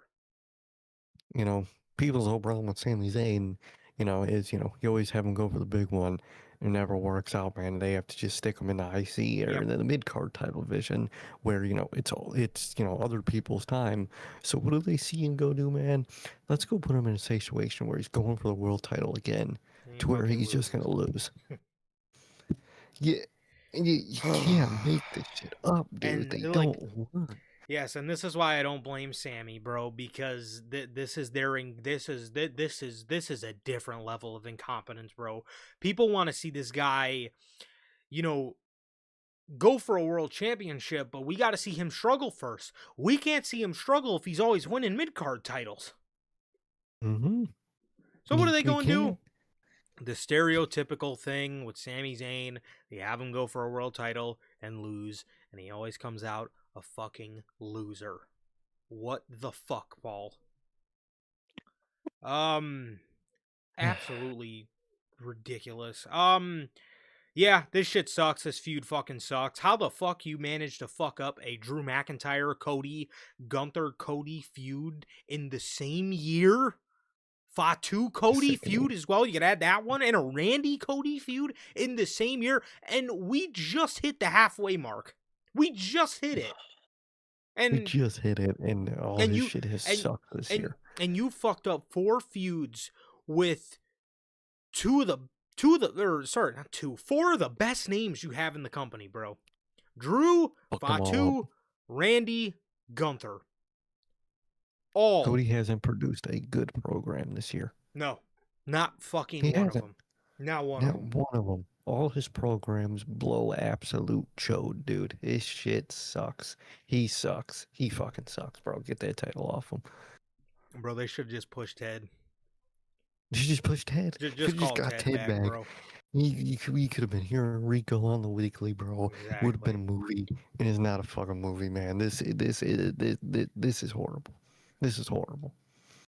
So, what does WWE decide to go and do? Well, they decide to go and give your boy Johnny a heart attack on this episode of SmackDown because the very couple segments later, or it might have been the next segment, Sami Zayn's in the back. He's talking to Nick Aldis. He's saying, "I need to have a word with you."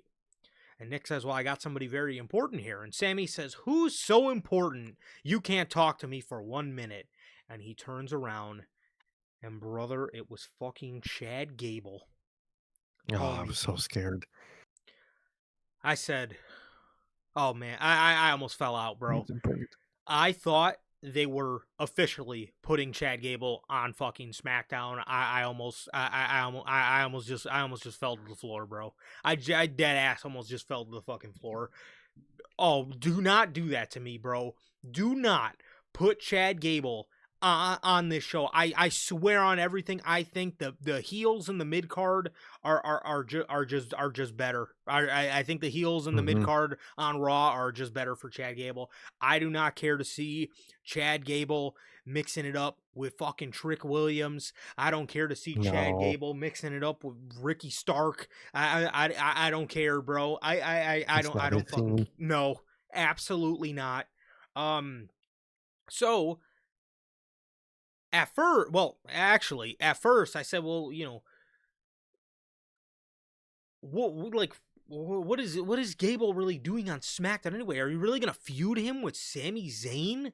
I'm thinking to myself, dude, like you already did this story. This was this was the story that fucked up Gable's momentum in the first place. He should have beat Sami. This is one of the reasons why Sami Zayn isn't liked, is because of Chad Gable.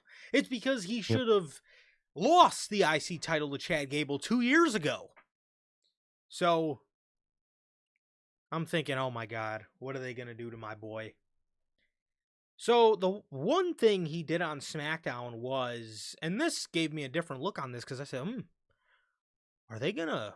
Okay, maybe they're going to babyface route with Chad Gable. And what they had him do was fly all the way out to Bologna, Italy, and he apologized to Ray Phoenix for disrespecting his culture, disrespecting Lucha Libre. He says he respects it and he understands it now.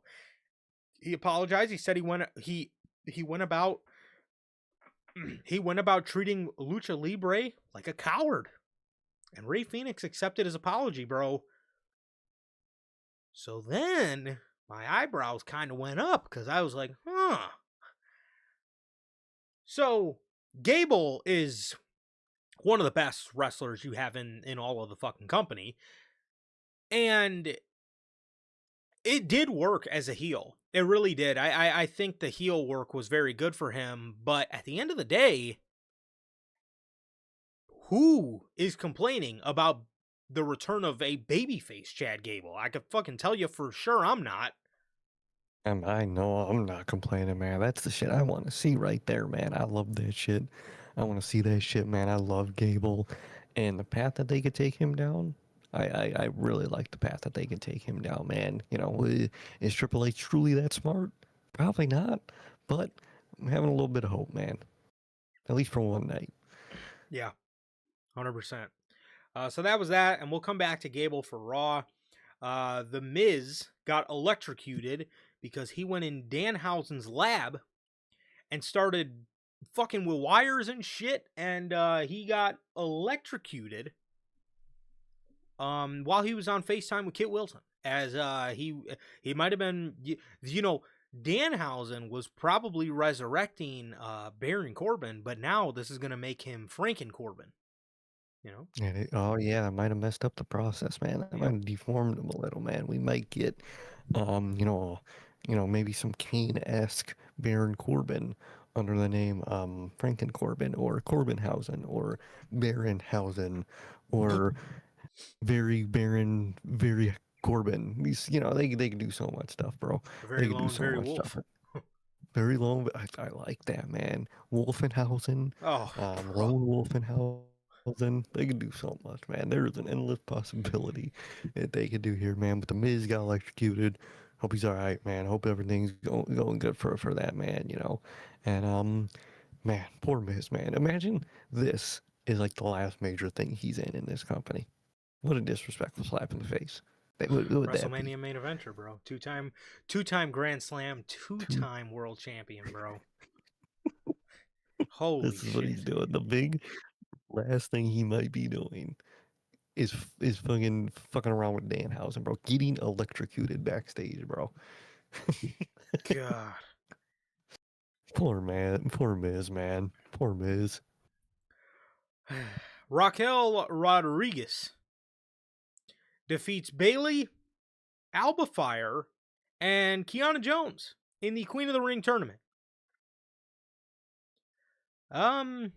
Honestly, Raquel, well, No, Raquel, like, Raquel's not a bad name. I just wish this whole finals of the Queen of the Ring thing wouldn't. I gotta admit, Raquel has grown on me. I'm not super high on yeah, Raquel. I think she's a lot better. I know a lot of people are like mad high on Raquel. really over. I wouldn't go that far for me, but she's not a bad name, but at the end of the day, man, if you look at like the finals to or at least the three names we have in the, towards the end of this Queen of the Ring, it's, so far we got Liv, we got Io, and we got Raquel. These are all people that are, very, very familiar with each other. Raquel advancing here isn't bad. I just would have liked to see a name like, like an Alba Fire, like a Kiana James, kind of move on here in advance. I think that would have, I think that would have been, nicer to see because we do see quite a bit of Raquel and we haven't, I would like to see, maybe some more of Kiana James or somebody that we don't, get, kind of like pushed in front of us as like, oh, this is gonna be a future star, even though Raquel's been in the fucking company forever. They still do push her as like some type of future star. But Kiana, I personally would have liked Kiana, but I would say Raquel's not a bad name either. And Alba Fire, there was really no bad outcome here to be honest, but it does suck No. that it's again the semifinals is Raquel versus Io, and like, dude, how many times have we seen that, bro? Literally, that happens on Raw every 2 weeks, bro. Like, Yes. just a very common, just unfresh thing, man. And like you said, I don't even dislike Raquel anymore. Genuinely, if you really wanted to get her singles run going, I think it would have been way smarter to start in the mid card division than like trying to shoot this Yes. heavy, this constantly for the world title, man. I would rather just take more of a climb into mid card first. Think that would be an easier transition, man. But overall, man, I'm not even that mad. I have a weird feeling that she might find a way to beat Io at this point. I could really see a Judgment Day finale for the way they've been kind of like treating all this, and Judgment Day been treating each other, man. Um, Either way, the best outcome at that point would fucking funny enough probably be Raquel winning, just to face Liv, and then Liv winning. Crazy world we live in, man. Either way, man, I'm just in the same boat. I would have liked more just bigger up and coming fresh names to win this, man. I would like to Julia. I would like an Alba or who was in this match? Bailey, Um Alba Fire, Kiana Jones, and Alba Fire. Okay. Raquel Rodriguez. Yeah. Yeah, like an Elba Fire, like a Keanu Jones, names like that, man. All those type of names I would probably rather see, but I don't dislike Raquel, man. I really think they are going in the Judgment Day direction, man. Which Judgment Day tension, man. Fucking 3 years later, it still lives on. Yes, it does. Yes, it does. So yes, and then speaking of this match afterwards, bro, we got finally we got the breakup of Julia and Kiana Jones, which, you know, now that I think about it, bro, you know, back when the whole Road Dogg thing about the SmackDown Women's Division came out, they always like to say, like, oh my God, we don't got no women. We don't got no women on SmackDown. It's just going to be an array of the same people.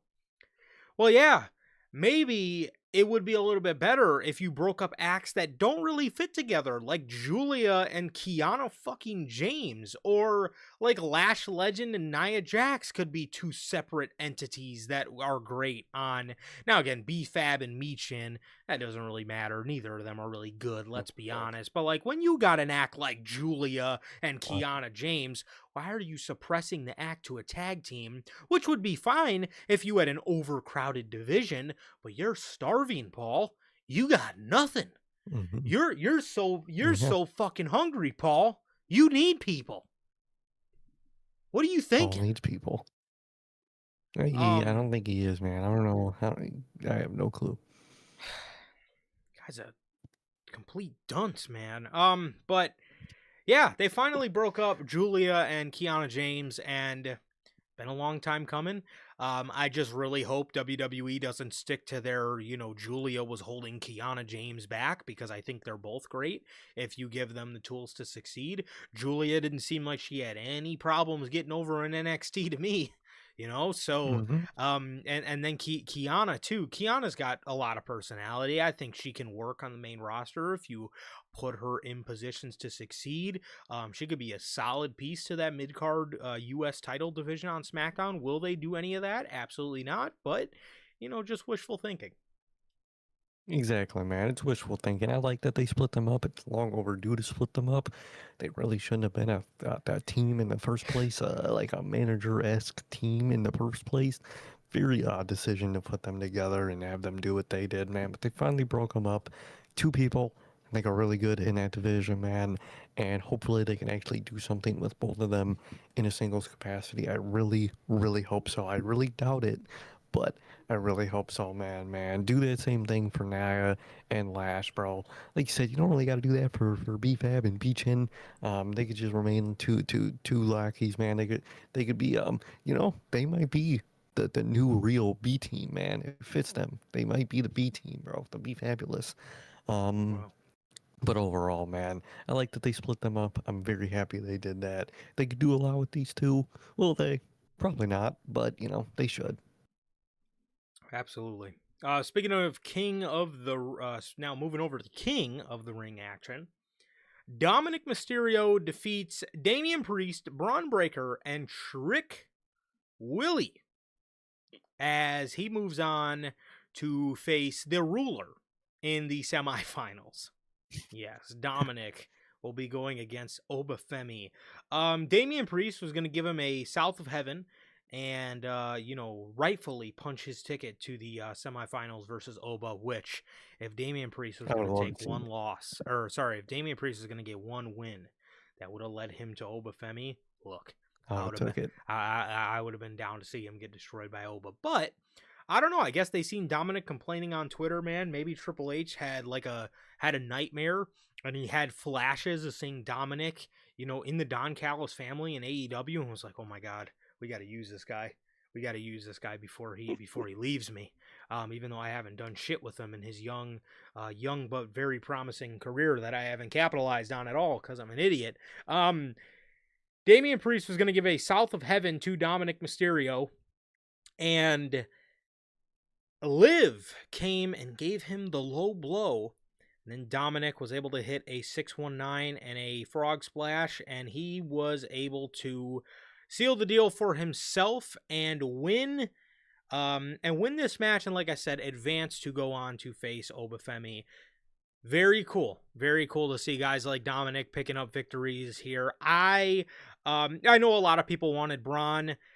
Guys, if WWE hasn't given us the Jacob Fatu Braun Breaker match that they teased years ago, remember that episode of Raw where they had those two face Hmm. off and everybody's like, "Oh my god, this is the Yep. fucking future." Yeah, the distant future. We're still Okay, waiting. yeah, this is the wait forever future. This is the long term future for WWE. They still haven't done that. They still haven't teased that again. I don't even think those guys have breathed in each other's direction since that. Nope. And Damian Priest, or sorry, sorry, WWE was absolutely not going to have Braun Breaker go on and face Obafemi here, for the King of the Ring, the fucking King of the Ring semifinals, bro. It just was not happening. It's cool to see Dom pick up a victory like this again. It's pretty obvious that he's probably going to be losing, but hopefully they go about it the right way. Hopefully they go about it the right way. I definitely think he is losing. I think they kind of set him up to lose for, talking down on his booking, which he rightfully did, man. Hell, he should have went even harder, man. But I get why he didn't, man. And, just for speaking generally, he's about to get absolutely fucking mopped and swept by Obafemi. Probably, man. Like Jeff says, there's a chance that, Brock could come in and kind of take out Oba and, yeah, Dom just capitalized. Don't think that happens yet. And from the way Raw went, I think there might be a good chance we don't see him till SummerSlam, man, which is very interesting the way everything might play out, man. But either way, man. I liked it. I like that Dom won, and I really like you said. I just hope they could make him lose in a real and honest fashion, and not in a very obviously you talk shit about your booking, so we're gonna have you absolutely be destroyed out here, man. Because that's kind of what it really does feel like. Yes. For sure, man. So, uh, yeah. So Dominic, let's see. I gotta double check something. Just double checking something might not be a good thing. You never Oh, know. okay. Oh, he's got. Hello. All right. So, so it's something pertaining to Raw. I had to double check because I wasn't sure about something. I'm gonna bring it up in just a second. But yes, that was everything for SmackDown. Dominic advances. Again, I know a lot of people are upset about Braun. I'm gonna keep it a buck with you guys. Braun should honestly, if I had the pen, Braun Breaker would have been won one of these King of the Ring He would have tournaments. been. The way Triple H goes, Braun will probably win the 2031 King of the Ring. But again, this is the world we live in, man. This is the fucking world we live in. The most Man, Triple H is great at making, top level talent pretenders, man. A lot of these guys, they don't see it past the second round, bro. And in this they case, Braun really didn't see don't. it past the first, you know. He dead ass didn't see the run and pass the first round, dude, man. And the way Triple H goes, man. I was confused on who the Royal Rumble winner might be. I think I got it after tonight, man. I think I probably have it after tonight, man. But either way, fucking Oh SmackDown man. absolutely blows up and down. That show fucking sucks, dude. It needs a whole reset, fucking work, remaster, fucking resynced, whatever they want to call it. They need to do something, man, because Triple H don't know what he's doing over there. Okay, you're gonna be making me pull for the Rock harder than ever, bro. Oh, bro, I can't believe I'm probably gonna prefer The Rock over the other possible person that I Yes. think you're on the same page as me now. Yeah. That Yeah. I think is still gonna go for the person they've been teasing him for, man. Oh, brother, Yay. yay, fuck. We got Raw, your June 8th edition of Raw from Paris, France. Dude, they did the little Very, colored section of the crowd. They had everybody hold up that was really cool. like a color, and it, That little fun. yeah, and it was the France flag. So that was cool. If only they would have had the whole crowd do that. That would have been dope. That'd be really sick, bro. That'd be really sick. Or maybe they like give everybody like on each section a shirt. That'd be really cool. Like give one section the one color, one section the other, and then so on. And it would be good. Obviously it costs too much money. It's like Exactly. $5 to fucking create a fucking t-shirt. Not even. I genuinely think it takes like $1.50 to actually make a t-shirt, but it's just too much for WWE, man. But they were in pity today. And it was very nice, man. It was very nice. It was. They End of the tour. definitely, yeah. I'll tell you what. This also could largely have played a factor to why tonight's show did turn out very good. I thought the crowd is Probably. very electric. They were very electric, man, and I think it'll be severely missed wherever the fuck they're at next week. Baltimore. We're going to Baltimore. So Yeah, okay. yeah, they're they're not usually a an blood okay fuck crowd. town, but Yeah. yeah, but they're not gonna be Paris, so No, that's fuck gonna be no. unfortunate. Absolutely not. Um, yeah. So the show opened up with the ruler, Obafemi. He struts himself out there. He says him and Paul Heyman do not have much in common. But the one thing they do have in common is they both don't do predictions, they do spoilers. He says he's got a spoiler. He's going to win King of the Ring and capture the crown. But the one trophy he does not have is the head of Brock Lesnar. He says the score is 1-1. So when I see you, we will settle the score. He says you showed up and got and got your revenge on me, and you haven't been seen since. He says, but when I do see you, I will make sure to be up. So Dominic then comes out. He says Oba shouldn't be worried about Brock. He should be worried about him. Because Really. because when he wins King of the Ring, Oba will learn to respect the stash because Dom will rule over him.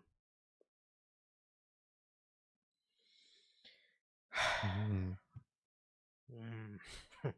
Okay. Don't forget, he said he's a 20-year vet, man, and He did say he that. and He and did say that. Yeah, I Roba just forgot he said came that. in. He don't know what he's doing. He just came in. Yeah, he He's called a Oba. rookie. Yeah, he called Oba a rookie. Yeah. Um Look, man, they just again, Dominic by this point should be built up to not be some like character that's like, in my opinion, he shouldn't be looked at as somebody who's like this is comedic, right? Like this is comedic. Hmm. Like you have Dominic come out there, talking like talking like he's gonna beat Oba, and all anybody could do is laugh. If Triple H had any fucking sense, Dominic would actually be booked as a guy who, not could stand a chance against Oba, but like people shouldn't be fucking laughing I at the know, right? idea of this fucking guy, like, oh, this fucking guy's gonna get his ass beat. Like, again, if you were to book Dominic like you had some fucking sense, man, I just think it should be like Dominic should be like Dominic should be. I'm sorry, Dominic he should be, you know, right about to, if not already in the main event scene. He's been around Hmm. as a young guy for long enough. He should have some serious stats under his belt, man. And again, we're not there. And again, I understand that I understand that he is, to a point where, like, they like him for the comedic timing and stuff. I just think we should be past, like, oh, this guy's like a chicken shit, Rey Mysterio's son. Like, enough talk about him being the future. I actually want to see him as the future. I think the future is now. And I just, again, I don't think, I don't think like, having him, but I think Triple H is in a comfortable groove where he just likes Dominic's character, like as this chicken shit guy that people laugh at and people do not take seriously. 100%, man. That is the definition of what Triple H's booking is. He's comfortable where this person's at, where that person's at. He's comfortable with like having the future in front of him, but like never actually having to do the work to make that the now. That is Triple H, man. He's lazy. He's cowardice, man, and it kind of shows in Dom, dude, because like. He's the same character he has been for what fucking 2 3 years now, dude. The Dom character, I've said this for a while now, should have evolved to the point where yes, he's confident, yes, he's cocky, he's an asshole because he gets the job done. Sometimes he does cheat to get the job done, but I'll make it so most of the time he actually just straight up gets the job done and out wrestles people, and he's a cocky asshole for a reason. Should have really took that character in that direction, man, and he should have some serious anything under his belt, wins over people, titles, this, that. He should have just bigger things under his belt to where he could face someone like Oba, and yeah, is he gonna win? Probably not, but to the Dom character, you could say, man, he's pulled out miracles before, man. So maybe he could Yes. pull one out here. That's what you should have under his belt, man. The idea of a miracle and the possibility of that, because you don't have that, man. You really don't have that. Um, and that's the big problem with Dom, man. They didn't put the accolades. They don't, really have a reason for the confidence, man. And I think that would really be a cool dynamic for someone like Ray.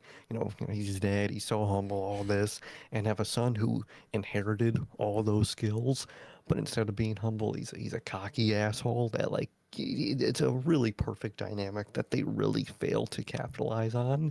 And if you did, this match would just have that believability factor of just he's done miracles before, man. You'd have that under this match, but you don't. This match it's a laugh. It's gonna be a laugh when he squashes them, and all people are gonna say is, man, he talked shit about his booking, and this is what happens. Come on, bro. We should be saying so much more about Dom Yeah. than this, man. And 100%, I completely agree. It's like Dom should be to the point, like you said, where like yes, you can look at like miracles as one thing too, but Dom should be at a point where like it should be it like people should take him as a legitimate threat, not because he's like Yeah. physically imposing, but because like have him inherit the Eddie Guerrero isms. Like have it Mhm. be like yes, Dom maybe isn't, the most physically isn't the most physically intimidating in the ring, but he damn sure is the smartest. And there's always the Mhm. factor of Dom. Like Eddie Guerrero had all these different tactics, all these different ways of cheating. We've only really seen Dom use the ring hammer, which is good, but that's like his only thing. You know what I mean? So like Mhm. I think the way they should have went about Dominic here is the way they should have went about Dom is, again, it's like there's always, you should play it up as there's always a chance that he is going to outsmart his opponent. And the way we should have got there is over the past couple years, over the past 5 years, 4 years that Triple H has had this guy, actually having him use smart heel tactics to the point where, like, again, this guy's not a laughing stock. It's like to the point where you look at him and say, this guy could legitimately win because he's so smart. He's smarter than everybody else as a heel. And don't tell me Triple H can't book shit like that, bro, because he booked FTR or the Revival perfectly in NXT as those smart heels where it's like well, they could actually wrestle their ass off, not that Dom can't, but obviously The FTR's, characters did yes. too. But it's like FTR was so smart, they were so smart, they could beat you off that alone, you know what I mean? But Mhm. again, it's, all anybody gets out of this promo with Dom is a laugh. And that's unfortunate because you've had this guy for 4 years and all you've ever had anybody do is laugh at the idea of him winning something legitimate. So it Yep. sucks. That's all you'd ever have them do. It does suck, and it's frustrating. It is. But maybe Cody was right. Maybe he's gonna be the man in 15 fucking years. Um, so we have JD McDonough coming out here, and he is attacking Obafemi with a chair. Oba no sells it. He takes out JD. He throws Dom. They both retreat. And then Oba grabs the mic. He says, Dom, Ray is your father, but next week, Dom, you're going to meet your daddy. He's getting destroyed. He is getting fried next week, man. Yeah, well, this helps Dom's legitimacy, man. It does, man. It does. It helps his legitimately. His legitimacy is gonna look so legit, man. Yeah. Ray's his daddy. Afterwards, bro, we get a segment with Seth freaking Rollins. When we seen this segment, I was almost for certain we were gonna see him go on and win the match tonight. They had me in the first half. I can't lie, man. I was so annoyed and disappointed at the start of this segment, man. Yes. Man, just one note before you talk about it, bro. Uh-huh. He did his shtick backstage, bro. I was thinking the same. God. I thought about you man. when he did that. I was like, oh, so I know Sir K's rolling his fucking eyes right now. Oh, he did that shit backstage. I thought I was in for a night, bro. I thought I was, or an afternoon. It's a visionary, it's a revolutionary. No? He did it backstage, bro. Oh man, that shit pissed me off, man. And they were able to turn around. They had me in the first half. I can't lie. Hey, Jumpin' Jeff, bro. I'm seeing it. I'm seeing it in real time, dude. Seeing it in real time. Ooh. They started to choke. Only down 6, bro. Only down. And damn, Brunson just got the ball stolen from him. Never mind. Hey, man. Stanhausen. Hey. I'm sorry. Foul on women. What did you say? Bro, your boy Pac's playing, bro. I was gonna ask when you talk about Stans. So what's his fucking real name again? I keep forgetting it every time you say it. Well, yeah. All right, there's a player on the Knicks. And my whole thing is, bro, first time I saw him, like, bro, this motherfucker looked like Pac, bro. He literally looks like a light-skinned Pac. He's got the same beard, the same, like, sharp-ass face. He literally looks like Pac, bro. So you got to tell him the name. He's talking about Landry Shamet, which, bro, honestly, bro, when you first said it, I was like, no, I kind of fucking see it now. And I hate that I fucking see it, but I kind of fucking see it now. But now I can't unsee it, bro. He looks like he's got, like, the sharp-ass beard. Friday night, we're watching the game. We're watching game 2, and me and Sir K are shooting pool at a pool hall, and they show Landry Shamet on the fucking screen, and this motherfucker just goes, "Hey, there's Pac." Like, bro, get out of my face, bro. But he kind of fucking. Like I know what you mean, bro. I could see it in his face, and I hate it. He looks like a light skinned Pac, dude. He's got the same beard and the same, like, sharp ass, like, Dorito face. All right, Sir K, enough. You tried dodging talking about your boy, but we got to talk about your boy, Seth freaking Rollins. You know what? He welcomes everybody to Monday Night Rollins from the back. How does this make you feel? You know, I swear I was thinking about you when that happened, bro. I was like, bro, this motherfucker is doing his crowd shtick backstage, man. Backstage. He's like hearing the fucking crowd noise and shit. And you know what? With what happened later in the night and the fact that they were overseas, I'll be okay with it, man. So I'm gonna be okay with it for now. But they had me in the first half of the show. I'm not gonna lie. At this point in the show, I was like, oh my god, this is gonna be another horrible ass Raw I'm gonna have to tear into. And you know what? They went a good direction, man. Yeah. Because when I seen this Rollins segment, I was like, oh brother, it's gonna be one of these nights. Rollins is talking about King of the Ring, and then he talks about his old pal, his old Shield brother, Roman Reigns. And who he used to call his brother, man. I used to call him his brother. But then he took a Shield chair to their back. Dude, he was starting to give Shield lore in the back, bro. Yes, I was he like, was, oh my bro. god, we're in for one, bro. He says, you know the Shield lore. Listen, man. But here's the thing. He says Roman hasn't been able to win titles by himself. Yeah, he did.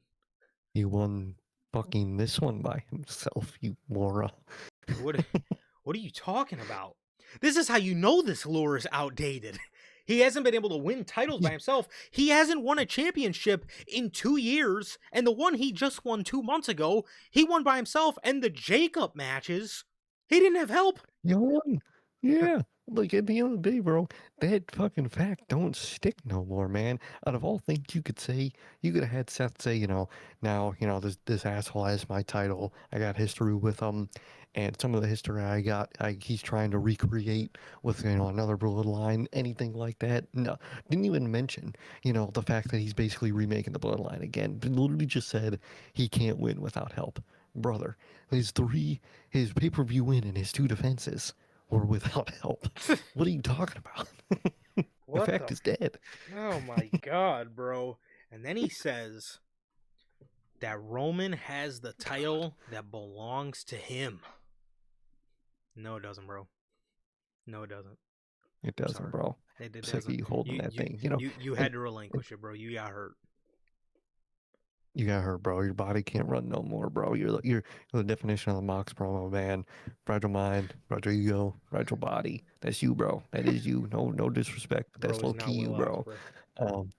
He's now Will Ospreay, bro. He kind of does. He actually probably does need the Death Riders to strengthen his whole body. He's got to do like a full body fucking rehabilitation with the Death Riders, bro. That shit got to be intense.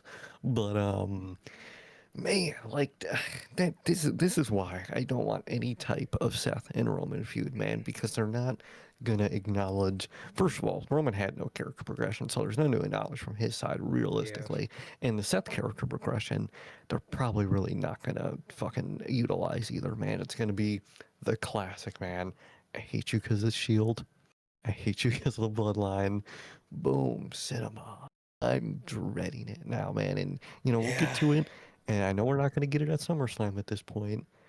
We're going to fucking get it at Mania, man. And I'm dreading it, dude. I'm dreading it. At least for now, I can enjoy whatever Seth's doing. But, man, I know that's in the horizon, man. So that's scary. Yes, we did hear on Friday that, Oba and Seth were the 2 names in consideration for SummerSlam or WrestleMania. And the way it's looking after tonight, it looks like Rollins is going to be the Mania one, which honestly is a better sign only because the Mania one had the interchangeable Rock option. So now all we have to do is wait and hope for the Rock to show up. And if he doesn't, then unfortunately, then Dwayne's going to be on the hot seat again, because then instead of Roman Rock, we're going to have to fucking watch Rollins and Roman. So Rock, you better start fucking getting in ring ready now, because I don't want to see it. I can't believe I'm saying this. Please invade WrestleMania, Rock. Please, if that is the case, bro. I do not want that match. I don't want a Seth Rollins fucking Royal Rumble and or Chamber win. You know what? I'll be fine with Chamber if I'm being honest. If that is the Mania plan, please don't have him win the fucking. But the thing is, if they're gonna do the fucking Money in the Bank shit with Punk, he's got to fucking win the goddamn thing at fucking Royal Rumble, because what else is the Royal Rumble gonna do? So I don't know, unless even worse, Cody wins it because CM Punk already can't. Either way, bro, all like 4 possible options suck for Royal Rumble next year. That show is doomed. Yeah, unfortunately, we probably are looking at the best option as the fucking Rock, which is just absolutely terrible. Wild. But see, we could get a Rollins Royal Rumble, and then we can get, has Cody ever won a Chamber? Triple H is going to want to stat pad that. So you would want to stat pad that. I could totally see that. Either that, or he's gonna have Cody tie Austin for the 3 Royal Rumbles. Either way, we're fucked. Okay, either way, we're fucked. Either way, just prepare for the beginning of next year being an absolute fucking disaster. My God, man, my God. So yes, we have. That was the dialogue we got from Seth Rollins. This outdated ass 2024 dialogue from Seth Rollins. That ass, bro. 2 years too late, buddy. They legitimately copy and pasted that from straight out of copy and pasted it straight out of the Mania 40 build, bro. Yep. Literally 2 fucking years later, let's just repeat the same line. That don't even make sense, bruh. It don't make sense. He hasn't had a team to help him win up until basically now, and they still don't even really help him to win. So no. He doesn't. No, you're wrong, actually. Seth and Montez are in the back dapping up. They're boys now. They're fucking They are dapping boys up and now. hugging like they just fucking been homies.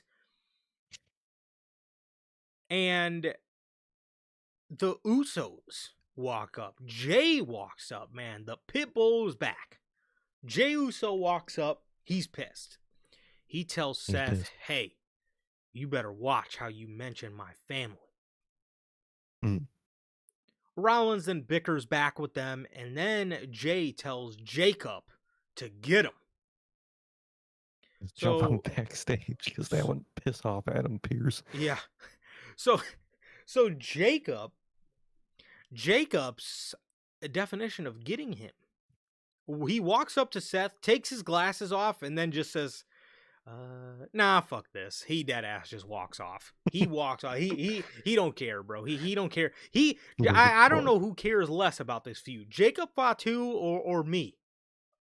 I don't know. That's actually a tough question, man, because he don't look like he's enjoying himself either. Do you want to see the Bloodline versus Jacob Fatu, the Bloodline versus Seth and Montez Ford?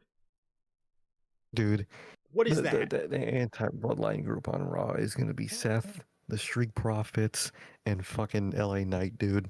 My God. Dude, we haven't... Speaking of Henry, bro, where's bro at? What? I mean, I'm not really complaining, but he got taken out by the pressure, Austin Theory, and because Austin Theory was applying the pressure of everybody that played a part in injury in Logan Paul. You know what, bro? I got to give it to the pressure Austin Theory, man. He did it for me, bro. That I'm a pressure guy now because of that. We haven't had to see that schmuck in weeks since he done took him out, man. You know what? I'm fucking with Theory now. And after what he did tonight, you know what? I'm fucking with Theory again, bro. This is some real shit right here, man. I could actually, no, I can't even say I could take him seriously. I can't even lie that bad. I'm sorry, Theory. Yeah, well, this is what we're getting, man. This is where we're getting. The Usos are bucking up with Seth Rollins. So then after this, the Usos find Jacob Fatu in the back, and they start yelling at Fatu. They start yelling at Fatu. They're saying, they're asking him, what was that? We drew the play. You just had to run it. So Jacob Fatu says he's going to keep it 100. Okay. He says he's going to keep it 100. And he says he didn't acknowledge Jim. He didn't acknowledge Jay. He acknowledged the OTC. He says he acknowledged the OTC, and he doesn't listen to them. He says, you guys are so worried about what Seth Rollins has to say. You need to worry about what LA Knight is going to be saying about the Bloodline. Oh, great. Yeah, that's where they lost me. And then this, and then Jay's just pacing like a fucking crackhead.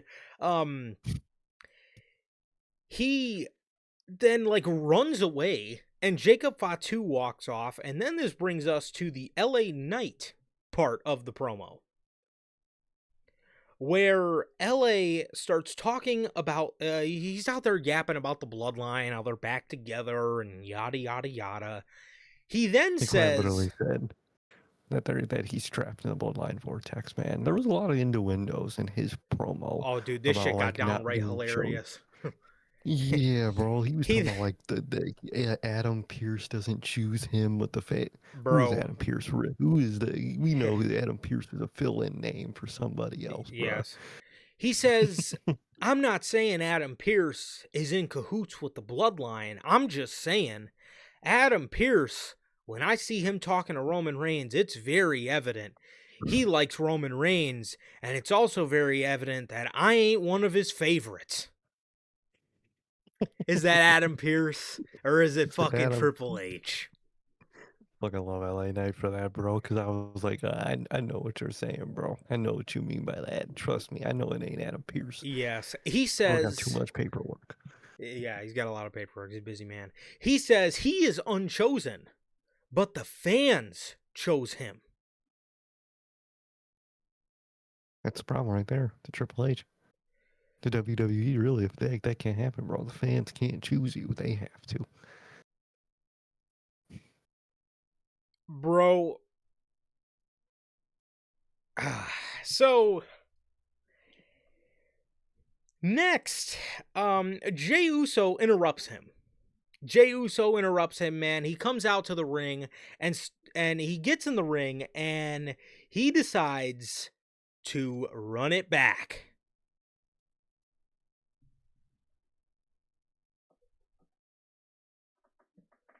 Ran it back, man. Oh, Jumping Jeff. I don't know. I don't know. At least my on the feed I'm watching, we got 12 Right. seconds left, and it's 112-108 Spurs. So don't send any spoilers. He says GGs. I'm assuming you mean for the Spurs, because if again, I think my feed is caught up. De'Aaron Fox may have just hit a dagger.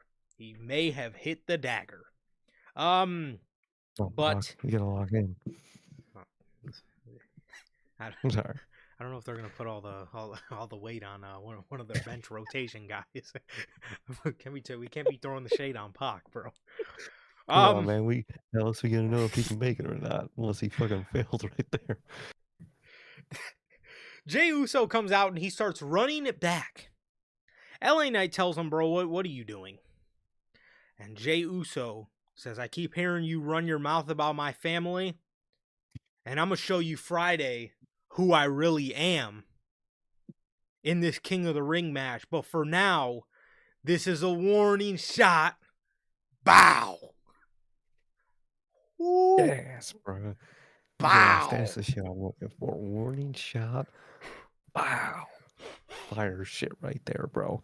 That is a promo, man. I mean, that's got to be the best catchphrase I've heard in decades, man. You know, Ringa Ringa Rusev. Oh, got nothing. Man, don't even wait. Just wait till I get to his ass, bro. He got folded like a goddamn pretzel by Chad Gable, bro. He didn't want to lose the Hangman, though. But anyway, we'll get to him in just a second. We'll get to him in just a second, bro. But we got Jey Uso giving the warning shot to LA Knight, bro. How are you feeling about Jay's warning shot bow? Man, I would have laughed in his face personally if I was LA Knight, because of the absurdity of the confidence he has in that catchphrase, man. That got to be the worst catchphrase for the worst person that has the worst level of confidence, man. We got the greatest, or the worst singles wrestler there ever was in Jey Uso, man. And you know, he thinks he has it. Who knows if he does? Even if he does, he ain't making it to the finals, man. I'm telling you, got that. To be honest, for that match, I have Finn winning that match to advance in that one. I could see, you know, the possibility of Finn advancing in that one. I don't think it's Jay, and I wouldn't be shocked if it's LA Knight. I heard there's rumors that the SummerSlam match for those two guys is going to be a singles match against each other. Oh. SummerSlam, Jay versus Knight. Yeet versus yeah. Remember when people were asking for that, when like they actually people actually liked Jay? Yeah. Crazy. We get it at his absolute worst, bro. Either way, you know, I like the LA promo. It was good. It very innuendo-ish for his lack of creative for Triple H, you know, the dude that, you know, doesn't like him, even though it's Adam Pearce, man. Jay came out there, cut a generic Jay promo talking about Jey Uso stuff and hyping up horrible Jey Uso singles action, man. So it just furthers the LA Knight bloodline stuff that we will see, you know, calculate at one point. Brother, yeah, Dude, I could actually see them doing that too, bro. They're finally giving us Yeet versus Yeah 3 years after people asked for it, and I mean, Yeet isn't even bro's main thing anymore. Now he's giving out warning shot bows. One shot bow, dude. Cleaner Kenny Omega got nothing on the new finger gun in town, bro. Nothing on it. Uh, Ricochet, Kenny Omega, none of those guys have nothing on fucking Jey Uso, bro. yeah, Nothing. 100%. Jumping Jeff, bro. I got Uh-huh. 113, 111 with 6 seconds left. Spurs up 2, and Castle is at the stripe. How the fuck? Well, they Harper. I don't know. I think Harper should have stuck OG a little closer there. OG Ananobi, bro, knocked down a fucking corner three pointer right out of the jump, bro. As these Knicks fans are stressing, dude. I see this one dude's holding his head. um. Oh man. Well, they're starting to foul. They're starting to foul, and yikes. Yeah, we got 114, 114, 111 as Castle's got to make this next three-pointer. Oh lord. Oh shit. This It's getting dicey. or did I say three-pointer? He's got to make this next free throw. He's got to make this next free throw to at least give them a healthy advantage with 6 seconds left. And all right, he made it. He made it. He made it. Next timeout. Ah, oh my god. This is see this is why Get this heated. is this is why there's been A real temp. this is why there's no bad winner here, bro. Because honestly, all these games have been down to the wire and really good, quite frankly. Spurs up 115, 111. What do we got? 6 seconds left. Sorry guys, this is getting insane. This is Yeah, more interesting than I got the same anything thing. Jey Uso could ever do on television. Oh my god, bro. Jeez, Dude, this Triple H can never reach this level of nail biting at this point. no, not at all, not at all. Um, He can't. yeah, honestly, man, yeah, honestly, dude, this stuff, yeah, this stuff is not, this stuff is not, LA Knight is genuinely out here giving us Triple H innuendos at this point. He's low key telling us that Triple H is not one of his favorites. Oh, I'm glad I remember this other element of LA Knight's promo, bro. He was in that promo saying that he can't promise that he's gonna win the King of the Ring because of the landscape with Roman Reigns, dude. He dead ass said basically that he knows he's not winning the King of the Ring, bro. What does that Come mean? on. The landscape with Roman Reigns.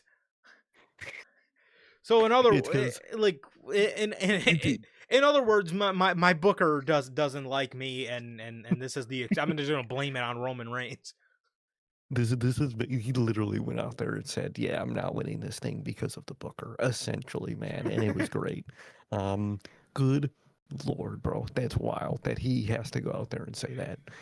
Well, at least we're gonna be getting Yeet versus Yeah at SummerSlam. I could, especially with the way this is like building up, either that or I could maybe see them sicking Fatu on. I could see that on night. Oh, E- oh, I think this oh, might be the end of it. okay.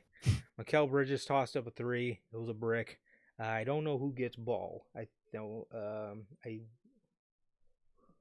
Oh, it's Knicks. Okay. Well, they got 2 seconds to make something happen. They got 2 seconds to make a three, and then they'll only be down one. So that's it. San Antonio Oh shit, takes game 3, 2-1. 2-1. Well, unfortunately for the fans, it will be no Knicks in 4, man. Goddamn, dream crushed. Is my Spurs in 6 prediction still alive? I think Maybe, not. might be, dude. No, I'm Damn. kidding. It very well could be. It very well could be. Oh, Wemby stole one in the garden, bro. He stole one in the he garden. won in the good. Good stuff. Good He got stuff. to get out of there fast. That's all I'm saying. What did Wemby say? Good ethical basketball is what this is. Good stuff. Real Good shit. stuff. I like that. So yeah. Bro, what was I talking about? Jey Uso and LA Knight? Yes. Well, Right. actually, too, this ends the Knicks 13-game winning streak. So, Damn. yeah, it's over. It's over. But Jey Uso, Jey Uso and LA Knight, brother. Who in the world wants to see that? Again, best case scenario, I could see them sicking Jacob Fatu on LA Knight. I could see that, but again, that's not even for sure a guarantee. Honestly, bro, we're probably getting Jay and LA Knight. They got two nights of Yeah, SummerSlam. We're probably getting that match, which is just absolutely fucking terrible, in my honest opinion. So, man. Exactly. Suck on that Danhausen, man. yeah, exactly. Um, Liv Morgan defeats Becky Lynch, Chelsea Green, and Alexa Bliss in the Queen of the Ring tournament. Liv Morgan advances to the semifinals where she will face the winner of Sol Ruka, Lyra, Charlotte, and Jade Cargill. Yeah, honestly, bro, It won't I matter who just wins. have a feeling Liv Morgan is going to be winning this thing, bro, and I am not happy about it. I just have a I, bad re- feeling. I feel like that it's either Liv Morgan winning or Raquel winning to face Liv because of all this Judgment Day tension. But worst case scenario, and I think the most likely one, is a Liv Morgan victory. It really don't matter who wins the match that she has to face for, because she's advancing through that match 1,000%. I think so, bro. I think so. We see Liv Morgan win here. And again, I unfortunately see her winning against the winner of the Soul Lyra Charlotte Cargill match. And then the main event, bro, Mm-hmm. I can genuinely see being Liv versus EO. Um, Either way, that's completely stupid because EO's going to win and just face Liv for the women's championship anyway. So we're going to get a Queen of the Ring final rematch at SummerSlam. Either that or Liv is going to win and we're going to get a title unification match, or maybe it's just going to be for Rhea's title. We're going to get Liv and Rhea, which who the fuck asked for that? Like, Literally, dude. what are these ideas? Like all these ideas absolutely suck, dude. And if they are building all this, Judgment Day tension, I could actually see it blowing off, and then one of them, if not some variation of all of them, accidentally or purposely costing her against Rhea Ripley. So both titles remain separate, but they still got their match, and Rhea got her win and went up or whatever, and I really wouldn't be shocked in none of that. Because what's the record between those two? I have no clue. They have so many fucking matches together. Mm, that's a great question. I don't know. I have no idea the record between those two. But unless now again, this is just me, just throwing shit to the wall. What's the likelihood of them having Raquel beat EO and then having Raquel win Queen of the Ring, beat Liv, and then do the whole thing of Liv's gonna pressure her to face Rhea. Like, yeah, go face Rhea, Mm. but then Raquel's gonna turn on her and there's gonna be like, well, I already beat you at Queen of the Ring. I know I could beat you. All I gotta do is beat you again and I win the championship. What I can see that bottom too. line, why the fuck is Liv Morgan in this tournament, bro? This is completely stupid. I'm sorry. They could have all the, and that's the worst part. They could have done all that Judgment Day tension shit without Liv Morgan in the tournament, because you have fucking other women that are in the Judgment Day in that tournament that you could add do the same process, bro. It makes no sense. And Yes. if there's three women in the Judgment Day, an easy way to get them all pissed at each other, two of them in the tournament, two face Liv. One of them gets knocked out of the tournament. One of them faces Liv. Liv faces Liv, takes the title from Liv. Boom, bang, they're all pissed at each other. Simple as that, if that was your goal. Don't understand, bro. Makes no sense. I don't get it. We then have a clubhouse segment, the Mickey Mouse Clubhouse segment, where Roxanne Perez is in the back telling Liv that she was selfish last week and she's sorry she was upset. She then says, I actually want you to face Raquel, because then the Judgment Day cannot lose. Either way, it's a win for the family. Liv doesn't have time to react. Raquel then is looking at Liv with a dirty look because Liv looks away to talk to Dominic, because Dominic interrupts and says they need the game plan. They need a new game plan for Obafemi. More of, again, the Judgment Day side eye. Obviously, Roxanne is, upset, and she wants Liv to face Raquel, to further drive tension in the group because she lost her match, and, but they got to do the whole thing where, Liv doesn't see it, and Roxanne's fucking over there side eyeing her. How long's shit been going on, bro? 4 years? 3 years now? 3 3 or years? 4 years, either 2022 or 2023. All like the Over Judgment Day 1,000 tension days? really started. Over 1,000 days, 100%. It's longer. It's been longer than World War II, World War One, the Civil War. I saw the chart. It's longer than fucking everything. Oh no, I thought I'm that was the sorry. bloodline. That's the bloodline chart. My bad. My bad, Longer than the man. Civil War. But it's been going on so long, bro. If I had $1 for every time I've said the phrase Judgment Day tension, I'd be in fucking Jamaica right now, bro. I would be in so many places, cause my fucking god, dude. Holy hell, man. My god, my background would be a Jamaican hut right now for you guys. That's how much money I would have made if that was the case, bro. Yeah. I'm sick of it. I've been saying I'm sick of it for fucking 3 years now, and probably 2 or 3 more to go. Yeah. So that was that. Again, more Judgment Day tension. LOL. What do you know? We then get the announcement of Sunday night's main event from Atlanta, Labor Day weekend. Sir K, what's a show that normally runs Sunday? What company has pay-per-views that normally run Sundays and normally run Labor Day weekend? Usually, it's the Sunday. All Out is that Sunday. But you know what, dude? You know what? That might mean we get a Saturday pay-per-view on this AEW schedule this year. But you know what? Either that Thank you. or WWE's too stupid to realize that, now, again, at They could least just move last it. year, they ran non-Labor Day weekend. They ran Yeah, the weekend after Labor Day. So, but we're getting a Sunday night's main event, man. Wow. that looks horrible, dude. What are you doing? It's Sunday night's main event, and they like scratched Yes. out the Saturday to put fucking horrible, man. Horrible. I hate Saturday night's main event. Now I hate Sunday night's main event. Corny, dumb, canon, bro. Speaking of moving shows, did you see the other show they moved again?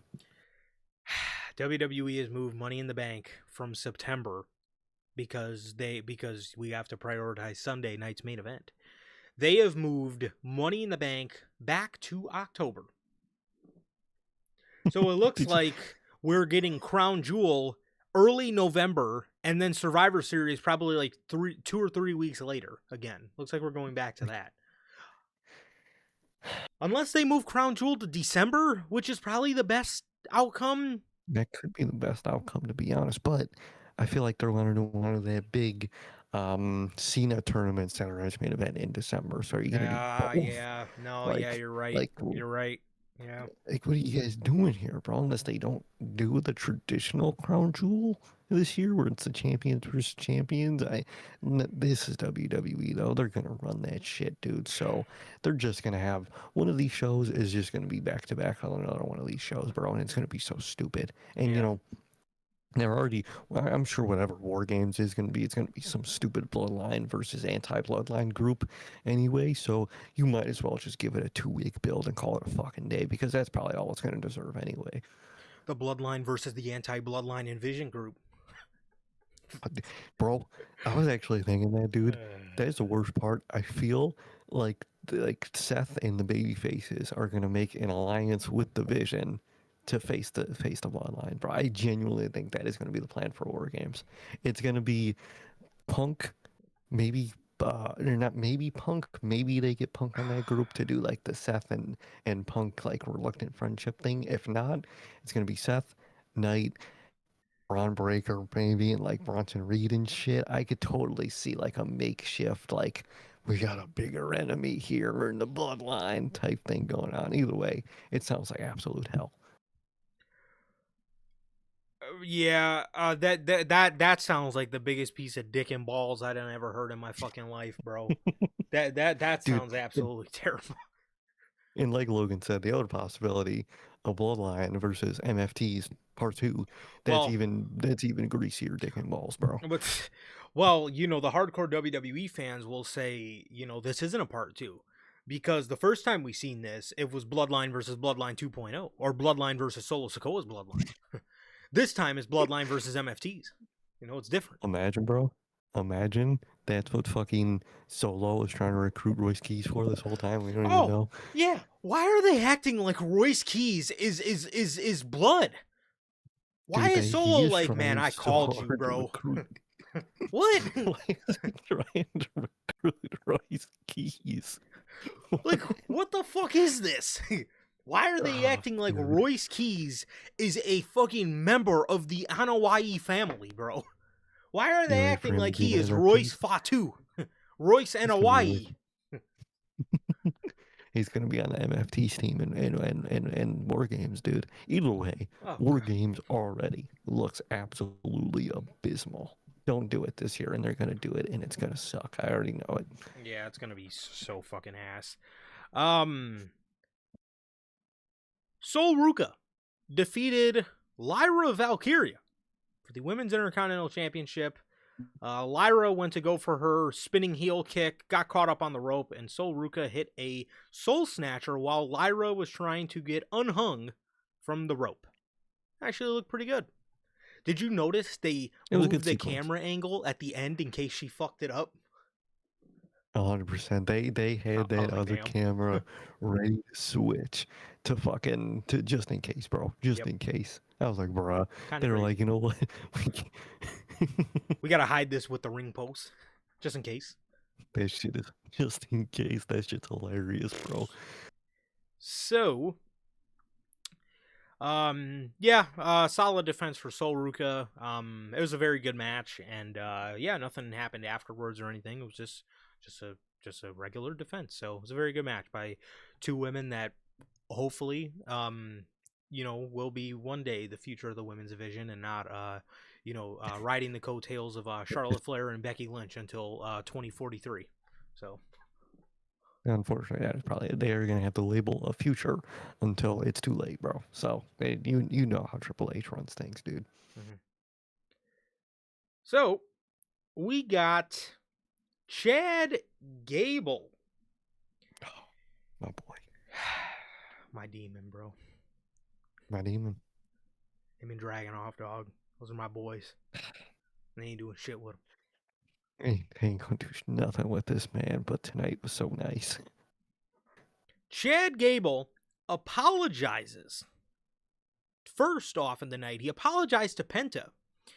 He told Penta, he said, my whole disdain for Lucha Libre came from a loss that you handed me. He said, instead of dealing with it the right way, I went about it like a coward.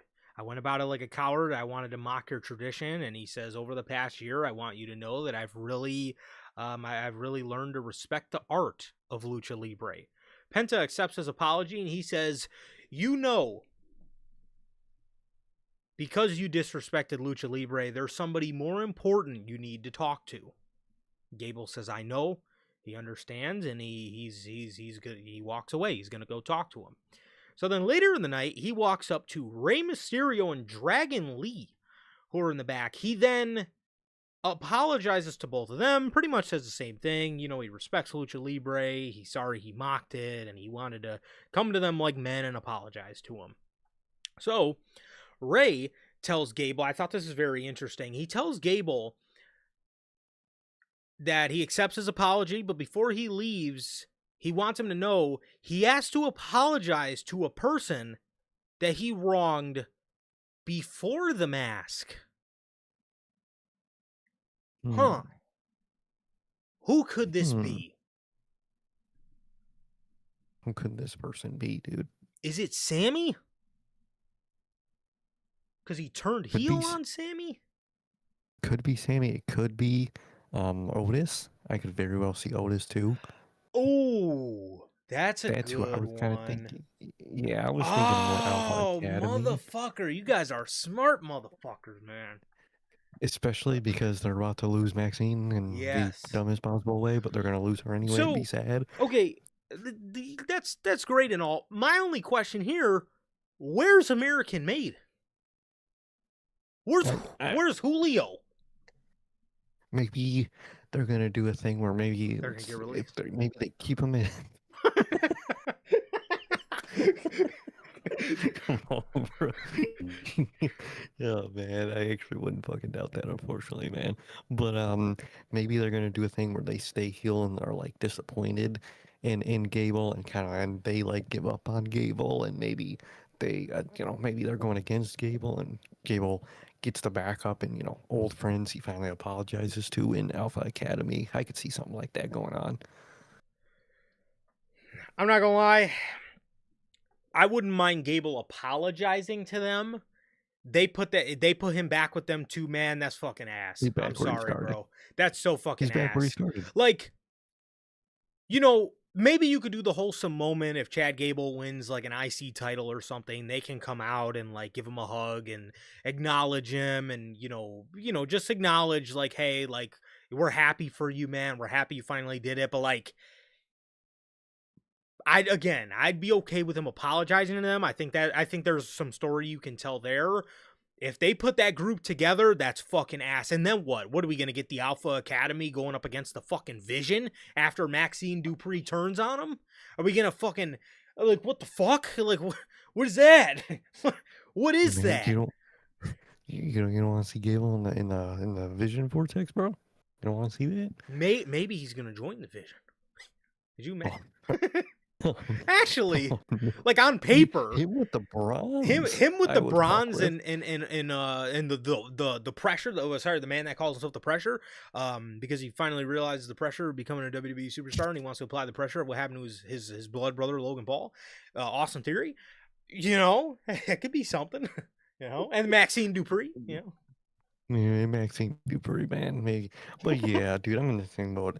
I think that yeah. is who he's gonna apologize to. I don't want them to be a group or a team or Ray's trying to nothing be again. Like everybody's dad, bro.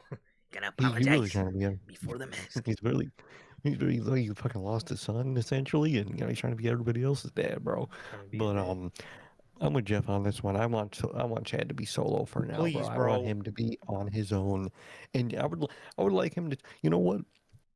I'd really like it if maybe he's outnumbered or trying to do something, man, and he does apologize to Alpha Academy, and they're like, you know what, bro? People make mistakes. We got your back, and Jay Gable's like, thanks guys, but like I need to do this on my own. It's what I deserve to have to do this on my own. That I would say is your best way of going about this, Yeah. and what he should do on his own is win at the very least win the IC title at SummerSlam in his home state, bro. He's got to do it. If Triple H don't do that shit, bro, I'm dead ass smacking the shit out of him, bro. I don't care. I've had He's a enough at coward. this point. He's pussy. He's a bald headed cockeyed bitch if he don't do that shit, bro. Because I swear to God, we've waited so long for Chad Gable, bro. If he does not do anything of note in his home state at SummerSlam, bro, I'm done, dude. If he don't win an IC title there, at the fucking least an IC title Mhm. there, dude, you could have him build back, to the stuff with Penta. You know what I mean? You could have Penta say, "Look, man, I debuted against you. You allowed me to, come into WWE, make a name for myself. I see how hard you've been working. I want to give you a shot. Come back. You've shown all of us you're sorry and you want to go about this the right way. I got the IC title. I want to give you a shot at this at SummerSlam. I think that's the best way to go about it. And because and honestly, man, one thing I'd be cool with, I would be cool with them adding, once Maxine is out, I would be cool with them adding Otis to American Made if they wanted to keep the group together. You know what I mean? Yeah. As for Tozawa, he gonna have to go over to SmackDown or something. I'm not really letting him through the door. Sorry. Um, Come on, man. but I think Otis and the Creed brothers could, and I Gable think they could would work be. well together. I think they could. I think they could. I think there's something you can do there. The sky is the limit for Chad Gable. Now, Triple H is only going, he ain't even going to the ceiling, but No. the opportunities you could do with the opportunities you have with this guy, bro.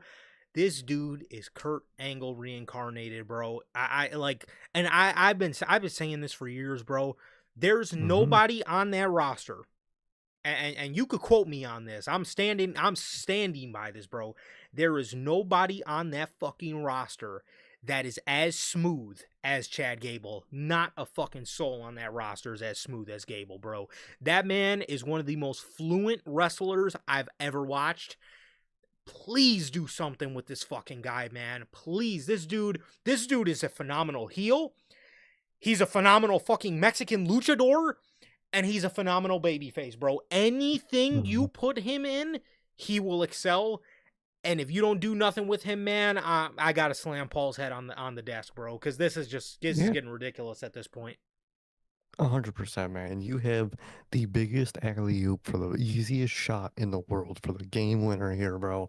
And if he doesn't even make the attempt to throw the ball, he needs to throw the towel and fucking resign because he does not deserve his job. He does not deserve a No, paycheck. He does not deserve to feed his family at that point, bro, because he done fumbled everything.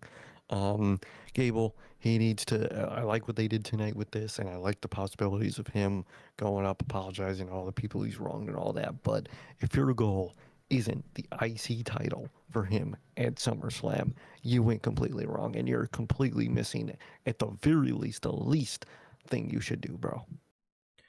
1000%, bro. I'm tired of Triple H squandering with these amazing talents, bro. If he does this shit with Gable, and we had an amazing night with Gable tonight, we really did. It was he just felt, you could just see in his face. He Same again. just, yes, he just felt like this dude's in the ring screaming, flexing, bro. Like he was so pumped to be there. I was so pumped to see him back. The crowd was hot as fuck for Chad Gable. I'm interested to see how the American audience takes to him. Um, and man, I'm excited. But I'm gonna tell you right now, if they squash this shit with Gable, on top of the news we have for you guys on Friday about Ilya Dragunov, Triple H has got some wild ass rants coming his way, man. Because you better not fuck this up, man. You better not fuck this up. And again, now I said the same thing a couple years ago. You know, don't fuck heel Chad Gable up. Well, I originally said don't fuck babyface Chad Gable up. Then they turned him heel. Triple H fell into a gold mine where heel Gable was actually fucking phenomenal. Working. Yeah. And then I said don't fuck that up. They made him a loser. Fuck Then that. they turned him into a luchador. Now Undertaker and the work he's been having him do in AAA with Grande has rejuvenated this dude again. Has got him over. Undertaker helped you here. He helped you. He literally said, "You fuck Chad Gable up, give him to me." He gives him back to you on a silver platter. If you fuck this Mm-hmm. up, you moron, please do me a favor.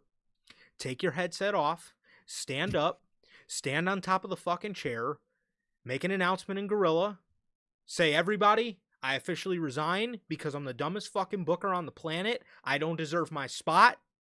Anybody in the world could do this shit except for me because I'm too fucking stupid. And time and time and time and time and time and time and time again, I have left NHP with no other choice but to rant on my name. I'm done. I resign." That's what you got to do. That's what you got to do, man. Um, and and That is and what they have to do. there's I would love to sit here and say there's no way they fuck Chad Gable up again, but I've said that too many times. I've said that about a lot of things. There's no way you could fuck up the Bloodline reunion. There's no way you could fuck up this. There's no way you could fuck up that. There's no way you could fuck up Jey Uso winning a world title. There's no way you could fuck up this. There's no way you could fuck up LA Knight. And they have Triple H has he has swept the series away with fuck ups. Mm.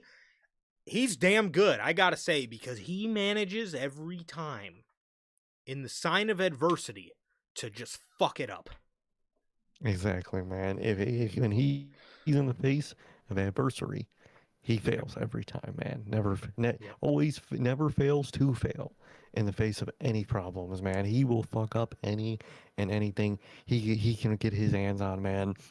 And this is one where I swear to God, if he does not go into SummerSlam in a big setting and leave in a big way, you have royally fucked up, man. And the least you could do is that IC title, bro. That should be your goal for him, for his home fucking town at SummerSlam, bro. It is needed for his character and for the energy that the fans have in this man. You need to capitalize on that because Triple H is Mr. Strike when the iron is ice fucking cold and it's just water because everything melted. Yes. So please strike while the iron hot is for once in your career, Triple H. Please do this. Yeah. Yeah. Or the other thing you could do, don't say a word. Just take your headset off, get up, and leave, and never come back. Yeah. Never say a word in your life. Just get up, go home, and cry yourself to sleep for the Yep. rest of your life, And bro. and, and Please, don't for the love and of God. don't say another fucking word. No, never again. So, Penta defeats Rey Mysterio in a match for the IC title. It's actually a pretty good match. Yeah. Afterwards, Ethan Page and Rusev. So you don't want to lose Adam Page, but but you wanted a team with Ethan Page, bro. You don't want to lose. You don't want to lose to Page. Instead, you got a team with But Page. he'll team with Page, bro. You Okay. know, Would you have this lost to fake Ethan ass. Page in AEW? Would he have teamed with Ethan Page in AEW? Would he? I don't know, man. I feel like he would have, maybe thrown a fit about it in AEW, man. And Yeah. he went on here, and he doesn't throw fits. He enjoys what he's doing, man.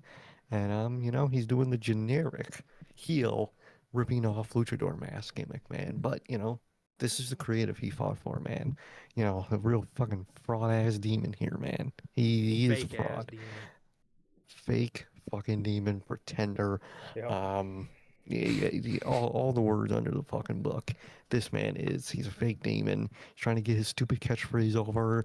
Did you notice he said it before he put in the accolade, bro?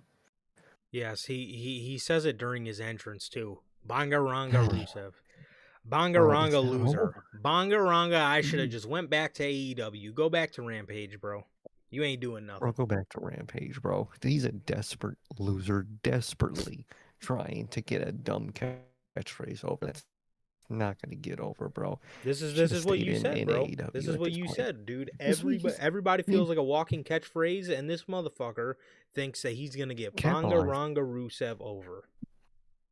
You're not, because you're not over. First of all, you have to be over to get the fucking catchphrase over. Yes. You're not over, buddy. You got a dude in a fake fucking 50s whatever vampire gimmick 10 times Yep, over than you. And I don't even like that guy, but I like him more than you at this point. So, Ethan Page and Bangaranga Rusev are attacking Penta, Ray, and Dragon Lee came out to save, but then he don't really be doing much. Yeah. Rusev rips off Rey Mysterio's mask. And then, bro, the fucking American Alpha music hit, dog. Come on. This is the feeling I want, bro. If you don't capitalize on this, you don't deserve your job or your paycheck or the right to feed your family, bro. They need to starve at that point. Man. Gives you nothing but some grand amplitude, bro. Good stuff. Good stuff, Trips. Come on, bro. Giving him the American Alpha theme song back, you fucking bald motherfucker. It's about time you do something good, man. Swear to God, if he doesn't capitalize on this shit, dude. Man, let's freaking go, dude. Chad Gable goes out there and he takes down Team AEW Rampage, bro. He's German suplexing these guys. He's throwing them all across the ring. He Germaned them. He Germaned each guy like twice. They got out of the ring. He then grabbed Ray's mask. He gave it to Penta. Penta and Dragon Lee helped Ray put his mask on, as Ray was, holding his bald head and just straight terror. As Chad Gable and the Luchadors, gave each other a nod of respect at the end. Again, bro, a lot of times, Trips, in life, you only get one shot. This is the third shot you've got to get it right with Chad Gable. If you don't get it right again, one day Just get up, tell everybody you're a fucking loser, and walk out of Gorilla and never come back. Because there's no way, after everything Chad Gables went through, how over this guy is, there's no way you fuck this up. But the thing about Triple H, there's a way he's gonna fuck it up. He hasn't gained my trust back yet to that point. I think he's gonna fuck it up. I don't know how that's gonna be, No. but I just know he's gonna fuck it up. Exactly, man. If I could trust Triple H to do anything, it's fuck it up and fail me every single time, man. And they're doing right tonight. Tonight was amazing for Chad Gable. He felt amazing. He looked amazing. All of it. But I see it in the horizon. Triple H fucking up and not doing what he should with Chad Gable, man. And I completely expect it, man. So I'm expecting the worst. I'm still gonna be mad. It's really disappointed, but I am expecting the worst, man. But I love Chad Gable. He looked incredible out there, man. And I'm begging you to fucking capitalize on somebody while they're hot for once in your fucking miserable life, you bald miserable fuck. Please do this for me. Do it for Sir K, bro. Please. Please, for us, for NHP, for the whole family, man. Yes. Please do it for us. Yes, bro. The main event, the King of the Ring final. Sorry, not the King of the Ring first round. Let's talk about final. The King of the Ring first round. Javon Evans, Seth Rollins, Ricky Stark, and Tala Tonga. Oh, Tonga, dude. Well, that's a demon. Tala Tonga hit the Tala T-bomb to Javon Evans on the announce table. Tala T-bomb. T-bomb. I did not know until tonight that was the name of the finisher. The Tala T-bomb. The Tala T-bomb. Good Lord. Why did we get rid of Jeff Cobb? But we have we have this fucking crud muffin running around the ring doing a Tala T-bomb. The Tala T-bomb, dude. This dude is abysmal. The fact that he still hasn't played is beyond comprehension. You couldn't have had Jeff Cobb be a little fire hydrant fucking wrecking ball machine, bro. Fucking people up. Doing his fucking cannonballs at people and shit. You can't do that. You can have that shit. Is it so Come hard? on, bro. Is it that hard, bro? Is it that difficult? I guess so. So,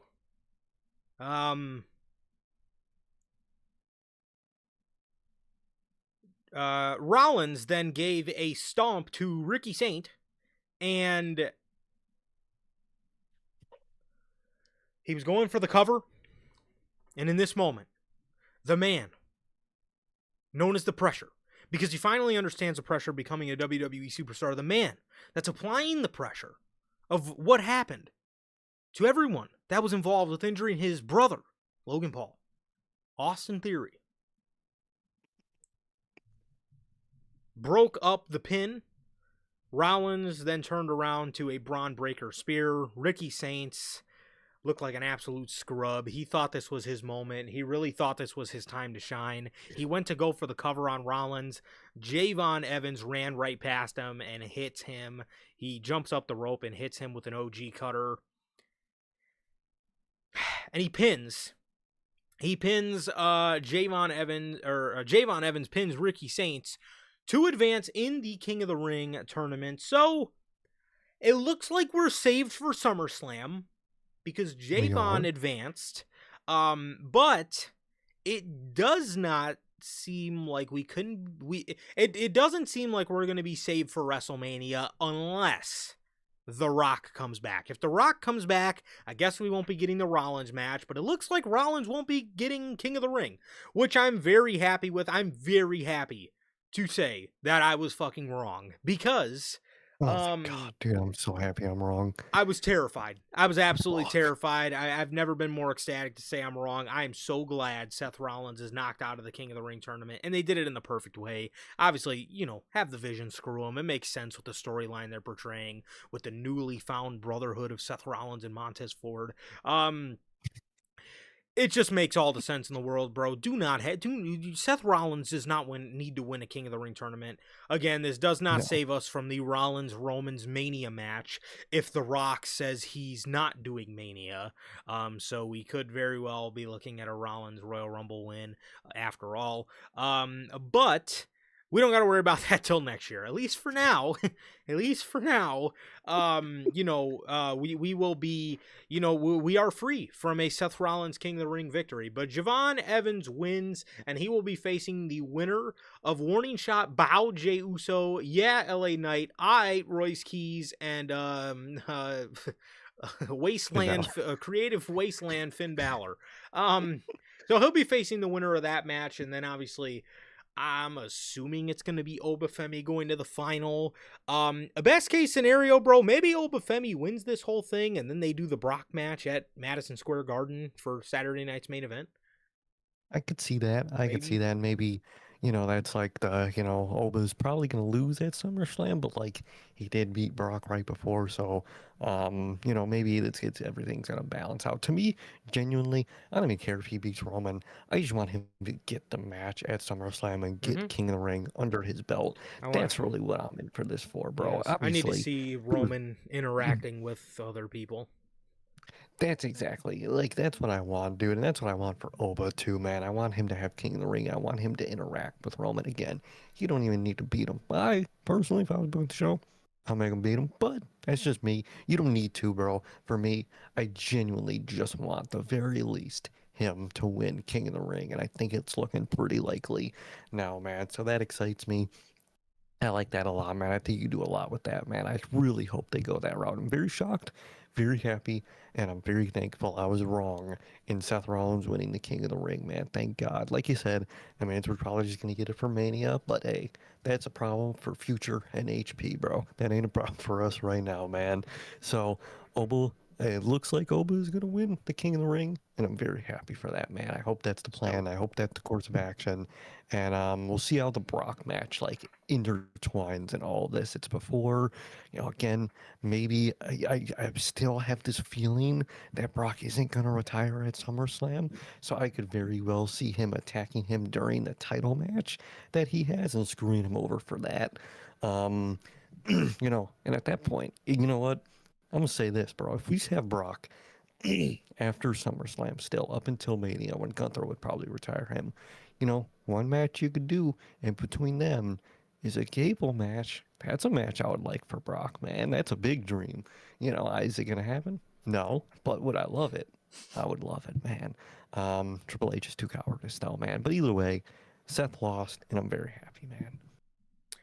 Absolutely, man. That was one of the main things for me. That was one of the main things for me that I wanted to make sure happened, bro. Was a Seth Rollins loss, because nothing scared me more than Triple H wanting to, for some reason, stat pad Seth Rollins for King of the Ring. So I'm glad for that, but yeah, that was everything for Monday Night Raw, man. That was everything for Monday Night Raw.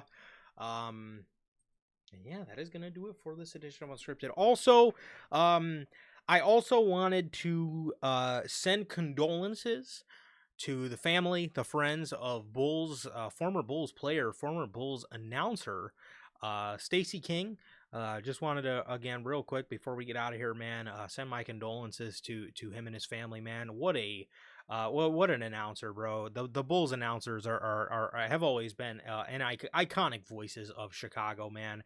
Ever since he passed, I've been seeing so much of I've been seeing so much iconic clips of like calls that he's done for Derrick Rose. There's obviously the dunk against Phoenix. I wanna go higher.